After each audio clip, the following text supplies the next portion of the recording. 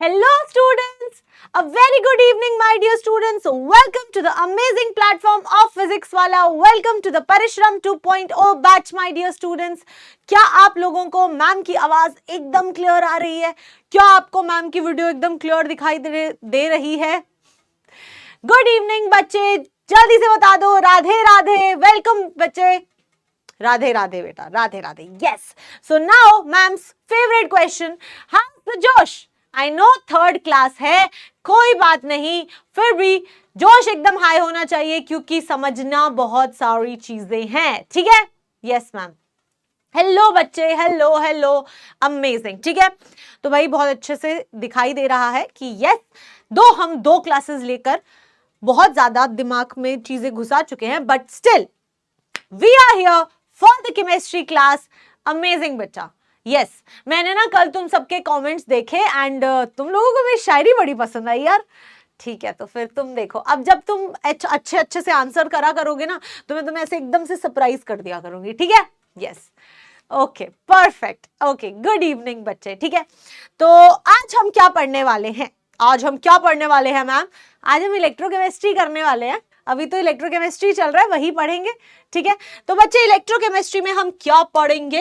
हम पढ़ेंगे nursed equation. बस एक को टॉपिक पढ़ना है आज, नर्स्ड इक्वेशन। ठीक है? यस, अगर बेटा नर्स्ड इक्वेशन समझ आ गया तो मैं तुम्हें बता रही हूं, इस वाले टॉपिक से बहुत सारे सवाल भी आते हैं, तो हम उन सवालों को बिल्कुल अच्छे से समझ पाएंगे। ठीक है? ठीक है? यस यस, ओके, बढ़ते हैं आगे। नहीं, मैं तुम्हारे लिए क्लास लेने आती हूं यहां पे। ठीक है, तो ऐसा नहीं है कि मैं 9 बजे उसके बाद में जैसे ही क्लास खत्म हुई और मैं खाना खा लेती हूँ। नहीं भाई, मुझे भी जाना पड़ता है घर पे, फिर मेरे को वहां पे फ्रेशन अप होके फिर मेरे को खाना खाना होता है। ठीक है, तो मैम भी तो काफी कष्ट ले रही है, तो आप भी थोड़ा सा कष्ट लीजिए और अच्छे से पढ़ाई कीजिए। ठीक है? यस, चलो शुरू करते हैं। पहले तो मैं तुम लोगों को एक बहुत ही इंटरेस्टिंग सी और बहुत ही अच्छी सी बात बता दूं। आज आपको बहुत ज्यादा दिमाग नहीं लगाना पड़ेगा। जैसे अभी तक हम ना बहुत सारे कॉन्सेप्ट पढ़ते आ रहे थे, मैम इतनी सारी चीजें समझनी पड़ रही थी ना कि ये दर्द होने लग गया था, है ना? हाँ, ऐसा होता है कभी कभी कि ये दर्द होने लग जाता है। अब क्योंकि मुझे पता है कि आज तुम्हारी थर्ड क्लास है, तो मैंने भी थोड़ा सा रहम कर लिया। ठीक है, और फिर मैंने सोचा कि नर्स्ड इक्वेशन पढ़ा देते हैं आज इनको। थोड़ी सी चीज समझनी है, बाकी तो न्यूमेरिकली सॉल्व करने हैं, तो फटाफट फटाफट करते रहेंगे। ठीक है? यस, ठीक है, चलो ओके। सर ये थोड़ा सा और चैट बड़ी कर दो, मतलब जो आप साइज इसमें चैट का जो भी, हाँ ऐसे। ठीक है, ओके ओके, चले आगे। चलो बच्चा, आगे बढ़ते हैं। तो अब बेटा टॉपिक शुरू करने से पहले हमें एक शपथ लेनी है कि जब भी हम आगे पढ़ेंगे तो हम पीछे का सब कुछ अच्छे से क्लियर करके ही आगे बढ़ेंगे। So here you are that आप शपथ लेंगे मैम के साथ कि बैकलॉग खत्म करने के बाद ही लाइव क्लास लेंगे। अगर बैकलॉग खत्म किए बिना लाइव क्लास लोगे तो फिर कुछ समझ नहीं आएगा। ठीक है? क्लियर? तो ये शपथ ले लो और फिर मैम के साथ आगे बढ़ो। Let's discuss about today's topic which is nursed equation. ठीक है? यस, तो मैम ये नर्स्ड इक्वेशन है क्या? ठीक है, हाँ, थोड़ा सा कैलकुलेशन ज्यादा होती है नर्स्ड इक्वेशन में, पर ना ज्यादा समझने वाली बातें नहीं होती, छोटी मोटी चीजें होती हैं। ठीक है? Okay, now let's discuss about nursed equation. तो अब नर्स्ड इक्वेशन की जरूरत क्या पड़ी मैम, मतलब क्यों पढ़ना है इसको, ये तो समझा दो हमें। देखो, अभी तक बेटा जब हम ई नॉट ऑफ सेल कैलकुलेट कर रहे थे, है ना, तो मैम जब भी हमने ई नॉट कैलकुलेट किया था तो हमने कहा था कि इसके लिए ना हमने कुछ कुछ कंडीशंस ली थी। क्या कंडीशंस ली थी? हमने कहा था मैम SATP कंडीशंस ले लो, यानी कि मैम आपने हमेशा मोलैरिटी को 1 मोलर ही लिया था, है ना। और मैम आपने हर बार कहा था कि टेम्परेचर जो होता है वो 298 केल्विन होगा। और मैम आपने कहा था कि अगर कोई गैस है और उसका प्रेशर है तो वो या तो 1 एटमॉस्फेयर होगा या बार होगा, जो नियरली सेम ही होते हैं। ठीक है? हाँ, तो इसका मतलब ये हुआ कि मैम आपने ना हमें ई नॉट वैल्यूज तो बता दी, उसमें तो कोई दिक्कत नहीं है, लेकिन आपने हमें ई नॉट वैल्यूज ना फिक्स चीजों को लेके बताई कि भाई हमेशा कॉन्सेंट्रेशन 1 मोलर लेनी है, हमेशा प्रेशर 1 एटमॉस्फेयर लेना है, हमेशा टेम्परेचर 298 केल्विन लेना है। क्यों? अगर मुझे कोई और कॉन्सेंट्रेशन पे सेल का ईएमएफ कैलकुलेट करना हो तो अगर मुझे कोई और प्रेशर के ऊपर मतलब कोई 2 ATM हो गया या 3 ATM हो गया, मुझे कोई और प्रेशर पे ईएमएफ कैलकुलेट करना है, तो क्या हम कर नहीं सकते? बिल्कुल कर सकते हो। और इसीलिए तुम्हारा जो ये क्वेश्चन था ना, उसी का आंसर करने के लिए नर्स्ट जी को आना पड़ा। ठीक है, तो नर्स जी ने कहा कि भाई बहुत सारे बच्चे अभी भी ना खुश नहीं है, वो स्टैंडर्ड कंडीशन पे नहीं कैलकुलेट करना चाहते, वो चाहते हैं कि ना ऐसे ऐसे कोई भी टेम्परेचर और कोई भी प्रेशर और कोई भी कॉन्सेंट्रेशन पे कैलकुलेट कर सके ना अगर ईएमएफ, तो बात बनती है। ठीक है, तो फिर इसी को यूज करके उन्होंने आप लोगों को एक छोटी सी इक्वेशन दी। ठीक है, क्या इक्वेशन थी वो इक्वेशन ये थी, धीरे धीरे सारी चीजें पढ़ेंगे, तो वो इक्वेशन थी कि भाई ई ऑफ सेल, ठीक है, ये क्या है, E of cell, this is equal to E not of cell, ठीक है, minus R T upon N F L N Q. ठीक है, अब एक एक करके तुम्हें सारी चीजें भी बतानी पड़ेगी कि ये क्या है। ठीक है, तो भाई उन्होंने ना ये एक इक्वेशन दे दी, ठीक है बेटा, एक्स्ट्रा क्लास की बात ना हम लास्ट में करेंगे, एकदम क्लास के एंड में एक पोल कराया जाएगा और आप लोगों से पूछा जाएगा कि आप लोग क्या चाहते हैं। ठीक है, यस, तो अभी इधर आ जाओ, ठीक है। अब देखो, तो मैम यहां पे ई नोट ऑफ सेल क्या है, ई नोट ऑफ सेल है बेटा आपका EMF of cell at SATP conditions, जो हम बचपन से पढ़ते आ रहे हैं, स्टैंडर्ड कंडीशंस जो हम पढ़ते आ रहे हैं, उस पे जो आपने ई ऑफ सेल कैलकुलेट किया, ये तो वही है जो हम अभी तक पढ़ते हुए आ रहे हैं। ठीक है, उसके बाद में R क्या है, R है बेटा आपका गैस कांस्टेंट। ठीक है मैम, R की वैल्यू तो हमें पता है, हम यूज करते आ रहे हैं। ठीक है, इसकी वैल्यू 8.314 जूल पर केल्विन पर मोल यूज करेंगे। ठीक है, यस, आर की वैल्यू को वैसे छोड़ दो, तुम्हें इतना इसके बारे में डिस्कस करना नहीं है, तो तुम फिर कंफ्यूज हो जाओगे, सीधा सोचो कि ये गैस कांस्टेंट है। ठीक है, अब आ जाओ मैम, टी क्या है बेटा, टी आपका टेम्परेचर है। ठीक है, और टेम्परेचर जो होता है, आप जो भी टेम्परेचर लेना चाहो आप अपने अकॉर्डिंग ले सकते हो। ठीक है, उसके बाद में मैम एन क्या है कि बेटा एक रिएक्शन के अंदर कितने नंबर ऑफ इलेक्ट्रॉन्स जो होते हैं वो एक्सचेंज हुए हैं, मतलब कि कितने नंबर ऑफ इलेक्ट्रॉन्स गेन हुए हैं या फिर कितने नंबर ऑफ इलेक्ट्रॉन्स लूज हुए हैं। ठीक है, ये वो वाली बात होती है। तो क्या लिख सकते हैं, मोल्स ऑफ इलेक्ट्रॉन, ज्यादा बढ़िया चीज है तो लिख दो मोल्स ऑफ इलेक्ट्रॉन एक्सचेंज्ड, कितने मोल्स ऑफ इलेक्ट्रॉन एक्सचेंज हुए। ठीक है, उसके बाद में मैम एफ आता है, एफ बेटा होता है फैराडे। अब इसके बारे में थोड़ा डिटेल डिस्कशन मैं थोड़ी सी देर के बाद में कराऊंगी, जब कंडक्टेंस कराऊंगी, पर अभी तुम क्या कह सकते हो, फैराडे ना, 1 फैराडे की वैल्यू होती है 96500 कूलॉम। ठीक है, इसको बहुत डिटेल में भी पढ़ेंगे इसी चैप्टर के अंदर, पर अभी के लिए तुम इतना समझ लो। ठीक है, तो मैम सारी चीजें हो गई, अब एक रह गया E of cell. E of cell क्या है, EMF of cell at any condition, कोई भी कंडीशन दी हो, चाहे 1 मोलर हो ना हो, कोई फर्क नहीं पड़ता, तो आप EMF ऑफ सेल कैलकुलेट कैसे करते हो वो आपको यहां पे बताया गया है। ठीक है, तो मैम ई ऑफ सेल निकालने के लिए ई नॉट ऑफ सेल पता होना चाहिए। ठीक है, फिर उसमें से हम R T upon N F L N Q ऐसे मल्टीप्लाई करके उसको सब्ट्रैक्ट कर लेते हैं। ठीक है, तो आज की क्लास में जितनी भी डिस्कशन होगी वो सारी की सारी बेटा इसी से होगी, तो आपको सिर्फ और सिर्फ ये एक फॉर्मूला जो है वो आना चाहिए और समझ आना चाहिए, सबसे बड़ी बात। ठीक है, तो E of cell is equal to E not of cell minus R T upon N F L N Q. ठीक है, कोई दिक्कत नहीं है। यस, अब साइंटिस्ट ने क्या किया, क्योंकि मैम अभी भी कैलकुलेशन बड़ी मुश्किल हो रही थी। ठीक है, और मैम ज्यादातर जितनी भी कैलकुलेशन हम करते हैं ना, हम टेम्परेचर को हमेशा ही 298 केल्विन ही लेते हैं। ठीक है, हम हमेशा ही 298 केल्विन लेते हैं, बढ़िया हमारा काम चल रहा होता है उससे, है ना। यस, तो क्या किया गया बेटा, आर की वैल्यू तो आपको पता ही है 8.314, टेम्परेचर को ना 298 केल्विन फिक्स कर दिया। कहते कि यार ऐसे करो, टेम्परेचर तो फिक्स कर ही दो। अगर आपको टेम्परेचर चेंज करके भी निकालना होता तो आप ये फॉर्मूला यूज कर सकते थे, पर कुछ कुछ चीजें फिक्स कर दी। कहते कि फैराडे की वैल्यू हमेशा 96500 ही होती है, टेम्परेचर की वैल्यू हमेशा 298 केल्विन ही ले लो, आर की वैल्यू को हमेशा ही 8.314 ले लो, ठीक है। हाँ, ये सब पुट करके बेटा उन्होंने आपको एक मॉडिफाइड इक्वेशन दे दी, और वो मॉडिफाइड इक्वेशन क्या थी, E of cell is equal to E not of cell, ठीक है, E of cell is equal to E not of cell minus R की वैल्यू है ना 8.314, तो लिख दिया 8.314 इंटू T हो गया 298 केल्विन, मल्टीप्लाई कर दिया N से और इसको 96500, ठीक है। अब जब नेचुरल लॉग होता है तो उसको लॉग बेस 10 में कन्वर्ट करने के लिए पता है क्या, जब आप ln ऑफ x को लॉग बेस 10 में करते हो तो उसको 2.303 से मल्टीप्लाई कर दो, ये होता है।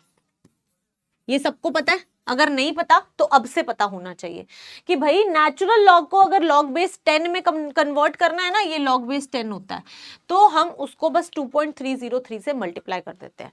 तो यही किया, इस नेचुरल ln ऑफ q को मैंने क्या कर दिया 2.303 लॉग बेस 10 में q कर दिया, ठीक है। मैं बताऊंगी q भी क्या होता है, एक एक करके सारी चीजें करेंगे, ठीक है। यस, तो जब इस पूरे को सॉल्व किया तो जो वैल्यू आई वो आ गई E of cell is equal to E not of cell minus 0.059 upon n log q। ये जो है वो आपकी फाइनल नर्स्ड इक्वेशन आ गई, जिसको हम फॉर्मूलों में यूज करेंगे। तो ये नर्स्ड इक्वेशन जो होती है आप वो याद कर लो, क्योंकि इस इक्वेशन को हम बार बार फॉर्मूलाज में यूज करेंगे, ठीक है।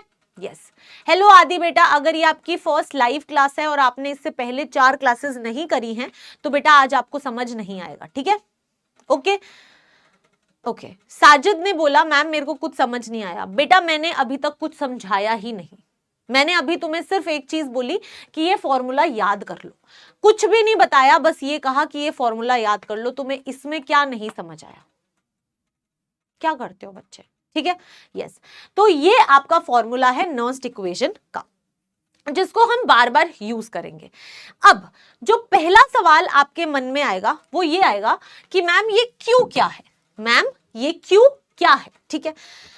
तो हालांकि आप सभी 11वीं पास करके आए हो, तो मेरे को ऐसा अज्यूम तो करना ही चाहिए कि तुम इक्विलिब्रियम पढ़ के आए हो, ठीक है। हाँ, लेकिन तुम लोगों पे मुझे इतना भरोसा भी है कि तुम्हें उसका कुछ भी याद नहीं होगा, ठीक है। हाँ, तो मुझे तुम्हें बताना ही पड़ेगा, तो आ जाओ फिर क्यू की वैल्यू बता देते हैं, ठीक है। यस, तो बेटा क्यू कैसे कैलकुलेट करते हैं, बेसिकली जब भी आपके पास में कोई रिएक्शन होती है, जब भी आपके पास में कोई रिएक्शन होती है, ठीक है, तो जैसे कि मान लो तुम्हारे पास कोई ए प्लस बी जो है वो आपको दे रहा है let's say C plus D, ऐसी रिएक्शन है, ठीक है, जहां पे जो small A small B small C और स्मॉल डी हैं वो क्या है, वो बच्चे आपके स्टोइशियोमेट्रिक कोफिशिएंट्स है। अब अगर तुमने मुझसे ये पूछ लिया कि मैम ये स्टोइशियोमेट्रिक कोफिशिएंट्स क्या होता है, तो मैं सही बता रही हूँ, मैंने जिंदगी त्याग देनी है, ठीक है। यस, तो ये तुम्हें पता होना चाहिए कि small A small B small सी ऐसे हम एक केमिकल रिएक्शन को लिखते हैं, ठीक है। हाँ, तो जब आप एक रिएक्शन को ऐसे लिखते हो तो बेटा आप इसका रिएक्शन कोशेंट, क्यू क्या होता है, रिएक्शन कोशेंट, रिएक्शन कोशेंट, ठीक है, ये निकालते कैसे हैं, इसका एक फॉर्मूला होता है मैम। क्यू जो होता है वो ऐसे कैलकुलेट किया जाता है कि प्रोडक्ट्स की concentration raised to the power their stoichiometric coefficients, ठीक है। तो मैम प्रोडक्ट्स की कॉन्सेंट्रेशन यानी कि सी की कॉन्सेंट्रेशन, उसका स्टोइशियोमेट्रिक कोफिशिएंट क्या है, सी, तो raised to the power C. वैसे ही D raised to the power D upon यहां पे B raised to the power small B और A raised to the power small A. तो प्रोडक्ट्स की concentration raised to the power their stoichiometric coefficient divided by reactants की concentration raised to the power their stoichiometric coefficient. ये formula होता है Q निकालने का, ये फॉर्मूला होता है क्यू निकालने का, ठीक है। ये तो तुम्हें फिर समझ आ गया होगा, सीधी सी बात थी कि बस उनकी कॉन्सेंट्रेशंस तुम्हें दी होंगी, उनको स्टोइशियोमेट्रिक कोफिशिएंट के पावर में लिख दो। अब होता क्या है, एक सीधा सा एग्जाम्पल देके तुम्हें समझाऊंगी तो तुम्हें ज्यादा अच्छे से समझ आएगा, है ना, क्योंकि ऐसे तो तुम्हें नहीं समझ आएगा। यस, तो मैम एक एग्जाम्पल दे दो। मान लो बेटा तुम्हारे पास में एग्जाम्पल में है मेरा favourite example zinc plus copper 2 plus आपको देता है मान लो जिंक 2 प्लस प्लस कॉपर। ठीक है, आपको पता है कि ये सॉलिड है, ये आपका एक्वस है, ये बेटा आपका एक्वस होता है और ये आपका सॉलिड होता है। ठीक है, यहां तक तो किसी को कोई दिक्कत नहीं आ रही है? नहीं मैम। तो अगर आपको इसका क्यू लिखना हो, अगर आपको इस रिएक्शन का क्यू लिखना हो तो कैसे लिखोगे? ट्राई करो, ट्राई करो। ठीक है मैम, अगर हमें इसका क्यू लिखना हो तो हम कहेंगे कि प्रोडक्ट्स की कॉन्सेंट्रेशन यानी कि Zn2 प्लस की कॉन्सेंट्रेशन, अब उसका स्टोइशियोमेट्रिक कोफिशिएंट तो 1 ही है, कोई दिक्कत ही नहीं है, 1 ही आएगा। मैम यहाँ पे आ जाएगा कॉपर सॉलिड का कॉन्सेंट्रेशन, ठीक है, डिवाइडेड बाय यहाँ पे आ जाएगा कॉपर 2 प्लस एक्वस, ये एक्वस ही है तो एक्वस लिख दो, ये आपका कॉन्सेंट्रेशन हो जाएगा, और यहाँ आ जाएगा जिंक सॉलिड का कॉन्सेंट्रेशन। अब अगर बेटा थोड़ी सी मतलब एकदम ही इतनी सी केमिस्ट्री याद है केमिकल इक्विलिब्रियम वाली, तो आपको ये याद होगा कि pure solid and pure liquid have constant concentrations। तो बेसिकली होता क्या है कि जो सॉलिड स्टेट होती है या फिर जो लिक्विड स्टेट होती है उनकी कॉन्सेंट्रेशंस ना बिल्कुल ही फिक्स होती हैं, उनमें कोई बहुत ज्यादा चेंज आता नहीं है। ठीक है, तो हम क्या कंसिडर करते हैं कि प्योर सॉलिड और प्योर लिक्विड की कॉन्सेंट्रेशंस को हम कांस्टेंट कंसिडर कर लेते हैं। ठीक है, तो हम उनको क्यू के फैक्टर में नहीं लेते। तो ये आप अपने पास नोट बना के लिख सकते हो कि हम क्या करते हैं, हम प्योर सॉलिड और प्योर लिक्विड की कॉन्सेंट्रेशंस को कांस्टेंट ले लेते हैं, तो उनको कभी भी इक्विलिब्रियम में नहीं लेते, तो इसीलिए हम ये वाला पार्ट जो है वो इरेज कर देंगे। ठीक है, तो सिर्फ और सिर्फ क्यू का वैल्यू जो है वो ये रह जाएगा। समझ आया? ये बात समझ आई कि जब भी प्योर सॉलिड या प्योर लिक्विड आएगा तो उसकी कॉन्सेंट्रेशन को लेना ही नहीं है, सिर्फ और सिर्फ आयंस की कॉन्सेंट्रेशन को ही लेना है। ठीक है, क्लियर है? कोई दिक्कत नहीं है? यस, तो ये आपके क्यू की वैल्यू हो जाएगी। कोई दिक्कत नहीं? ठीक है, यहां तक समझ आया? हाँ, अगर ये समझ आया तो एक और क्वेश्चन बता दो, एक और क्वेश्चन मैं बना के बताती हूं तुम्हें। मान लो तुम्हारे पास में एक एग्जाम्पल है और वो एग्जाम्पल है, लेट्स से यू हैव जिंक, ठीक है, zinc plus H plus 2H plus will give you zinc 2 plus plus H2 gas. ठीक है, ये है आपके पास में। ठीक है, एंड लेट्स से इसका प्रेशर जो है वो P1 है। ठीक है, अब अगर तुम्हें इस रिएक्शन का Q वैल्यू लिखना हो, अगर आपको इस रिएक्शन का Q वैल्यू लिखना हो तो कैसे लिखोगे? कैसे लिखो? ठीक है बेटा, मैं बार बार अगर log 10 लिखूंगी ना बहुत टाइम लग जाएगा, तो log सीधा समझ जाया करना। अब देखो मैम, अगर हमें इसका Q लिखना है तो हम पता है क्या करेंगे, हम कहेंगे Q is equal to products की कॉन्सेंट्रेशन, तो मैम जिंक की कॉन्सेंट्रेशन आएगी जिंक 2 प्लस। ठीक है, अब आपके पास में H2 गैस है बेटा, और गैस का कभी भी आपको कॉन्सेंट्रेशन नहीं दिया होता, हमेशा आपको गैस का ना प्रेशर दिया होगा, हमेशा आपको गैस का प्रेशर दिया हुआ होगा। और मान लो तुम्हें प्रेशर P1 दिया है तो बच्चे आपको यहाँ पे प्रेशर ऑफ H2 लिखना पड़ेगा। ठीक है, तो यहाँ पे गैस का प्रेशर आएगा, ये वाली चीज आपको ध्यान रखनी है। ठीक है, और डिवाइड किससे करोगे? डिवाइड इससे करोगे मैम, Zn तो सॉलिड है लेकिन H प्लस तो एक्वस है ना, तो मैम नीचे आएगा H प्लस और उसकी पावर में आएगा 2, उसकी पावर में आएगा 2। ठीक है, क्यों? क्योंकि इसका स्टोइशियोमेट्रिक कोफिशिएंट 2 है। क्लियर? तो ये आपको ध्यान रखना है कि जिंक 2 प्लस के साथ गैस का प्रेशर भी आता है। ठीक है, आयंस की कॉन्सेंट्रेशन होती है और जो गैस होती है उसका प्रेशर दिया होता है, तो आपको उसको भी मल्टीप्लाई करना है। ठीक है, कोई दिक्कत नहीं है, कर लोगे? यस, परफेक्ट, बहुत बढ़िया, समझ आ गया। चलो चलो, तो ऐसे आप क्यू कैलकुलेट करते हो। अलग अलग रिएक्शंस के क्यू, जितनी क्वेश्चन प्रैक्टिस करोगे उतना ज्यादा आपको समझ आ जाएगा। ठीक है, ओके, यस। चलो लिख लो, फिर आगे बढ़ते हैं। ये सारा कुछ लिख लो बेटा, यहां से टाइम दे रही हूं, एक एक सेकेंड, फटाफट लिखो, फिर मैं तुम्हें इसको अप्लाई करना सिखाऊंगी। ठीक है, चलो लिखो इसको।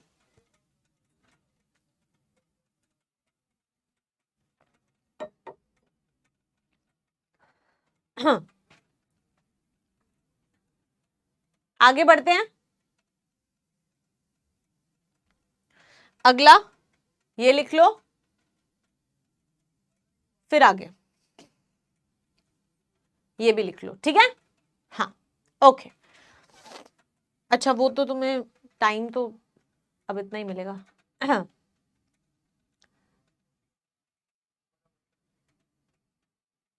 चलो, ओके ओके बेटा, अब हम थोड़ा सा आगे बढ़ते हैं। अगर आपने ये सब लिख लिया तो बोलो डन मैम, फिर हम आगे बढ़ेंगे। बेटा वो बीच वाला पेज बाद में लिख लेना, अभी जल्दी बताओ।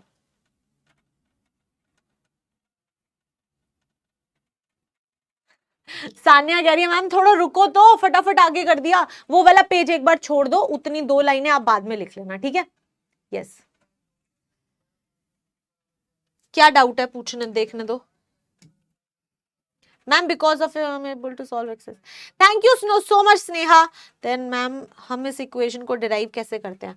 बेटा मैं ये भी बताऊंगी, लेकिन मैं इसके लिए थोड़ा सा वेट कर रही थी। जब मैं तुम्हें अगला टॉपिक करा दूंगी फिर बताऊंगी कि कैसे डिराइव होता है। अभी के लिए तुम्हें सिर्फ याद करना है। ठीक है, चलो डन है तो अब आ जाओ, अब आ जाओ, अब आ जाओ। ठीक है, तो अगर तुम्हें यहां तक समझ आया तो अब नर्स इक्वेशन तो तुम्हें लगानी आती है। ठीक है, अब पता है क्वेश्चन क्या आता है? क्वेश्चन ये आता है कि मैम क्या हम नर्स इक्वेशन को सिर्फ और सिर्फ कंप्लीट सेल पे ही लगा सकते हैं? क्या हम नर्स इक्वेशन को जो आपने हमें हाफ सेल रिएक्शंस लिखवाई थी उन पे लगा सकते हैं? ठीक है, अब तुम्हारी चैट को डिसेबल करने का समय आ गया है, तो अब तुम्हारी चैट जो है वो डिसेबल हो चुकी है, क्योंकि अब तुम्हें समझना है। तो बेटा क्वेश्चन ये आता है कि मैम क्या हम नर्स इक्वेशन को सिर्फ और सिर्फ कंप्लीट सेल रिएक्शन पे ही लगा सकते हैं? क्या हम नर्स इक्वेशन से एक हाफ सेल जैसे कि एनोड, उसका ऑक्सीडेशन पोटेंशियल निकाल सकते हैं? क्या हम नर्स इक्वेशन लगा के जैसे कि कोई कैथोड है तो क्या उसका रिडक्शन पोटेंशियल निकाल सकते हैं? बिल्कुल निकाल सकते हो। तो अब मैं तुम्हें यह सिखाऊंगी कि तुम नर्स इक्वेशन को कैसे कैसे अप्लाई कर सकते हो। ठीक है, क्योंकि अलग अलग तरह के क्वेश्चन तुमसे पूछे जाएंगे। तो हम बोलेंगे कि बेटा नर्स इक्वेशन जो होती है वो दोनों जगह पे अप्लाई हो सकती है। दोनों जगह पे अप्लाई हो सकती है से मैम का क्या कहने का मतलब है? That Nernst equation can be applied on a half cell reaction. अगर आपके पास कोई हाफ सेल रिएक्शन है, ठीक है, एग्जाम्पल के तौर पे मैम अगर हमारे पास में कोई हाफ सेल रिएक्शन है, लेट्स से कि ए प्लस जो है वो इलेक्ट्रॉन गेन करके ए सॉलिड बनाता है, ये मेरी हाफ सेल रिएक्शन है। और अगर मैं ध्यान से इसको देखूं तो ये मुझे दिखाई दे रहा है कि गेन ऑफ इलेक्ट्रॉन हो रहा है, मतलब कि एक रिडक्शन है। ठीक है, यस। तो मैम क्या हम इस पे नर्स्ट इक्वेशन लगा सकते हैं? इस पे नर्स्ट इक्वेशन लगा के आप क्या फाइंड आउट कर सकते हो? एक चीज तो दिख रही है, क्योंकि रिडक्शन हो रहा है तो रिडक्शन पोटेंशियल ही निकाल सकते हो, है ना? हाँ, तो रिडक्शन पोटेंशियल कैसे निकलेगा मैम? हमें समझ आया हुआ है, हमें पता है कि नर्स्ट इक्वेशन लगानी है तो ई, मैं कलर चेंज कर लेती हूं जस्ट इन केस तुम्हें दिखाई ना दे रहा हो। तो मैम इस बार ये ई होगा और सीधा रिडक्शन पोटेंशियल होगा। ये किसके बराबर हो जाएगा? E not of reduction potential. जो भी ई नॉट वैल्यू होगी इसकी वो माइनस 0.059 अपॉन कितने इलेक्ट्रॉन्स एक्सचेंज हुए हैं वो, और यहां पे आ जाएगा लॉग क्यू और यहां आ जाएगा लॉग क्यू। ठीक है, हाँ मैम ये तो हमें कैलकुलेट करना है। हाँ, और रिडक्शन पोटेंशियल कैसे लिखेंगे इसका? ई नॉट ए प्लस से ए, ऐसे ही लिखते आ रहे हैं बचपन से, जब से सीखे हैं। यस, तो ये स्टैंडर्ड वाली वैल्यू होती है जो आपको क्वेश्चन में मिलती है। हाँ, माइनस 0.059 अपॉन बेटा एन की वैल्यू क्या होगी वो सबसे बड़ा क्वेश्चन होता है। आप देखो कि इस रिएक्शन के अंदर कितने इलेक्ट्रॉन्स इन्वॉल्व हैं। सिर्फ एक इलेक्ट्रॉन इन्वॉल्व दिखाई दे रहा है। हाँ, तो यहाँ पे आपके n की वैल्यू जो है वो क्या हो जाएगी, 1 हो जाएगी, ठीक है, और ये हो जाएगा log। अब Q क्या होता है, प्रोडक्ट की कॉन्सेंट्रेशन अपॉन रिएक्टेंट की कॉन्सेंट्रेशन। प्रोडक्ट में बेटा आपके पास सॉलिड है, तो सॉलिड की कॉन्सेंट्रेशन को तो हम कांस्टेंट कंसिडर करते हैं, 1 कंसिडर करते हैं, हाँ मैम, तो इसको तो लेना ही नहीं है, तो ये क्या हो जाएगा 1 अपॉन में, यहां पे मैम हमारे पास A प्लस है, तो हमें A प्लस की कॉन्सेंट्रेशन लेनी होगी, तो ये रहा A प्लस। तो हाफ सेल के लिए बेटा आपका जो रिडक्शन पोटेंशियल या फिर EMF की वैल्यू होती है ना, वो ऐसे कैलकुलेट करी जाती है, ठीक है। आई होप आपको समझ आया, एक बार फिर से बता देती हूं। नर्स्ट इक्वेशन जब कोई भी हाफ सेल पे लगानी होती है तो कैसे लगानी होती है, पहले लिखनी होती है रिएक्शन, रिएक्शन लिख ली, उसके बाद में बोलो कि E ऑफ रिडक्शन पोटेंशियल किसके बराबर होगा, E not of reduction potential minus 0.059 upon n। ये वही फॉर्मूला है जो अभी हमने पढ़ा हुआ है, log Q। n की वैल्यू क्या होगी, कितने इलेक्ट्रॉन्स चेंज हुए, 1 हुआ, तो मैम 1 लिख देंगे। यहां पे रिडक्शन पोटेंशियल आएगा A प्लस A का, ठीक है मैम, और ये हो जाएगा log 1 अपॉन A प्लस, क्यों, क्योंकि सॉलिड की कॉन्सेंट्रेशन को हम नहीं लेते हैं, तो 1 आ जाएगा अपॉन A प्लस की कॉन्सेंट्रेशन नीचे आ जाएगी, ठीक है। ये आपने अप्लाई किया इसको एक हाफ सेल पे। अगर आप रिडक्शन पे लगा सकते हो, वैसे ही अगर ऑक्सीडेशन हो रहा हो तो ऑक्सीडेशन की रिएक्शन लिख के बिल्कुल ऐसे के ऐसे ही फॉर्मूला अप्लाई करना है, ठीक है। क्वेश्चंस कराऊंगी तो समझ आ जाएगा, कोई दिक्कत नहीं है, ओके। अब अगर ये समझ आया तो बेटा कंप्लीट सेल रिएक्शन पे कैसे लगाओगे, अब लगाओ फॉर कंप्लीट सेल रिएक्शन, तुम खुद ट्राई करो, नेट सेल रिएक्शन लिख लो, फॉर नेट सेल रिएक्शन। अब मान लो तुम्हारे पास कोई नेट सेल रिएक्शन है, नेट सेल रिएक्शन क्या होता है, जहां पे एक कैथोड भी होता है, एक एनोड भी होता है, और उससे मिलके आपको एक नेट सेल रिएक्शन मिलती है। एग्जांपल देती हूं, मान लो कि तुम्हारा नेट सेल रिएक्शन जो है वो क्या है कि A प्लस प्लस B जो है वो आपको दे रहा है B प्लस प्लस A, ठीक है। तो ये क्या है, आपकी पूरी की पूरी कंप्लीट सेल रिएक्शन है, हाँ हाँ। तो मैम इस कंप्लीट सेल रिएक्शन के अंदर हम नर्स्ट इक्वेशन को कैसे अप्लाई कर सकते हैं, नर्स्ट इक्वेशन को कैसे अप्लाई करोगे, E of cell is equal to E not of cell, है ना, yes, E of cell is equal to E naught of cell minus 0.059 upon n log Q। अब क्वेश्चन आता है कि मैम n की वैल्यू क्या होगी, n की वैल्यू आप कैसे निकालोगे वो देख लो। बेटा आपको पता है कि मैम A प्लस से A जा रहा है, जब A प्लस से A जाता है तो यानी कि क्या होता है मैम, यहां पे रिडक्शन हो रहा है। अगर ये रिडक्शन है तो ये आपका कैथोड है, हाँ बेटा B से B प्लस जा रहा है, तो मैम यहां पे हो रहा है ऑक्सीडेशन। अगर ऑक्सीडेशन हो रहा है तो ये मेरा एनोड है, हाँ कि नहीं, बिल्कुल। तो मैम अगर मुझे E नॉट ऑफ सेल निकालना है तो मुझे पता है E नॉट ऑफ सेल कैसे निकलता है, कल से हम ये तैयारी कर रहे हैं, हमें आता है E not reduction potential of cathode minus E not reduction potential of anode. Cathode क्या है आपका, A प्लस से A, रिडक्शन हो रहा है, यानी कि ma'am E not A plus से A माइनस एनोड पे क्या है, B है, और मैम उसका भी रिडक्शन पोटेंशियल ही चाहिए, यानी कि E नॉट B प्लस से B। इसको कैलकुलेट करके आपका E नॉट ऑफ सेल आ जाएगा, उस वैल्यू को यहां पे पुट करना है, ठीक है। अगला क्वेश्चन आता है कि मैम N क्या होगा, मैम N क्या होगा, तो ये अगर आपको नहीं समझ आया तो मैं पूरा ओपन करके लिख के देती हूं। कैथोड पे क्या रिएक्शन होगी, कैथोड पे क्या रिएक्शन होगी, सोचो कैथोड पे क्या रिएक्शन होगी, मैम कैथोड पे होता है रिडक्शन। अगर रिडक्शन होगा तो A प्लस जो है वो इलेक्ट्रॉन गेन करके A के पास जाएगा, ठीक है। सिमिलरली एनोड पे क्या होगा, ऑक्सीडेशन। अगर मैम एनोड पे ऑक्सीडेशन होगा तो क्या करेगा बेटा, बी जो है वो लूज करेगा इलेक्ट्रॉन को, तो बी जो है वो बी प्लस प्लस इलेक्ट्रॉन देगा। तो क्या आप इन दोनों को ऐड करके नेट सेल रिएक्शन निकाल सकते हो? बिल्कुल निकाल सकते हो। जो आपकी नेट सेल रिएक्शन वो आएगी इलेक्ट्रॉन से इलेक्ट्रॉन कैंसिल होगा, A plus B, A plus plus B will give me B plus plus A, ये मेरी नेट सेल रिएक्शन आएगी। तो आप अगर यहां पे देखो तो कितने इलेक्ट्रॉन्स कैंसिल हुए हैं एक दूसरे से, एक हुआ है, एक ही हुआ है। तो बेटा आपके यहां पे n की वैल्यू जो होगी वो कितनी आ जाएगी, 1 आ जाएगी।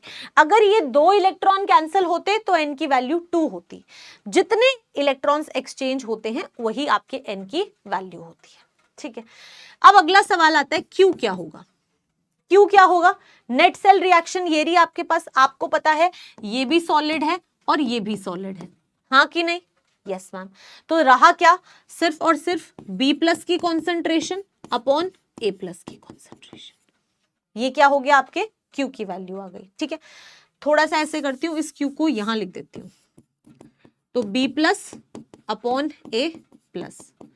तो अब जो जो चीजें कैलकुलेट कर ली वो सारी चीजें आप इसके अंदर पुट कर सकते हो, बिल्कुल, और आप अपना E ऑफ सेल भी निकाल सकते हो। तो मेरे कहने का मेन मतलब ये है कि आप नर्स्ट इक्वेशन को कैसे भी कैलकुलेट कर सकते हो। आप हाफ सेल रिएक्शन पे ऐसे लगा दो, अगर आप कंप्लीट सेल रिएक्शन पे लगाना चाहो तो आपको ये 2-3 स्टेप एक्स्ट्रा करने पड़ते हैं। ई नॉट ऑफ सेल निकालना पड़ता है, जो हम कल से निकालते आ रहे हैं, तो कोई दिक्कत नहीं आएगी। एन हमें पता है, जब हम नेट सेल रिएक्शन निकालते हैं तो जितने इलेक्ट्रॉन्स एक्सचेंज होते हैं बस वो वैल्यू होती है। और क्यू तो जब नेट सेल रिएक्शन आ जाती है तो क्यू निकालना तो बहुत ही आसान है, ठीक है। यस, क्वेश्चन प्रैक्टिस करेंगे तो एकदम कॉन्फिडेंस आ जाएगा, अभी सिर्फ समझना है। समझ आया या नहीं जल्दी से बता दो और इसको लिख लो, जल्दी से बता दो और इसको लिख लो, ठीक है। चलो बताओ बेटा, चैट एबल कर दी है, जल्दी जल्दी बताओ।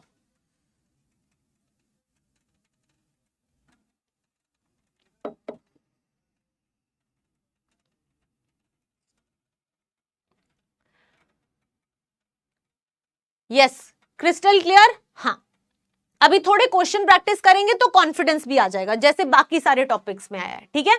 यस, ओके, चलो लिखो इसको। Very good, good good good, ठीक है। चलो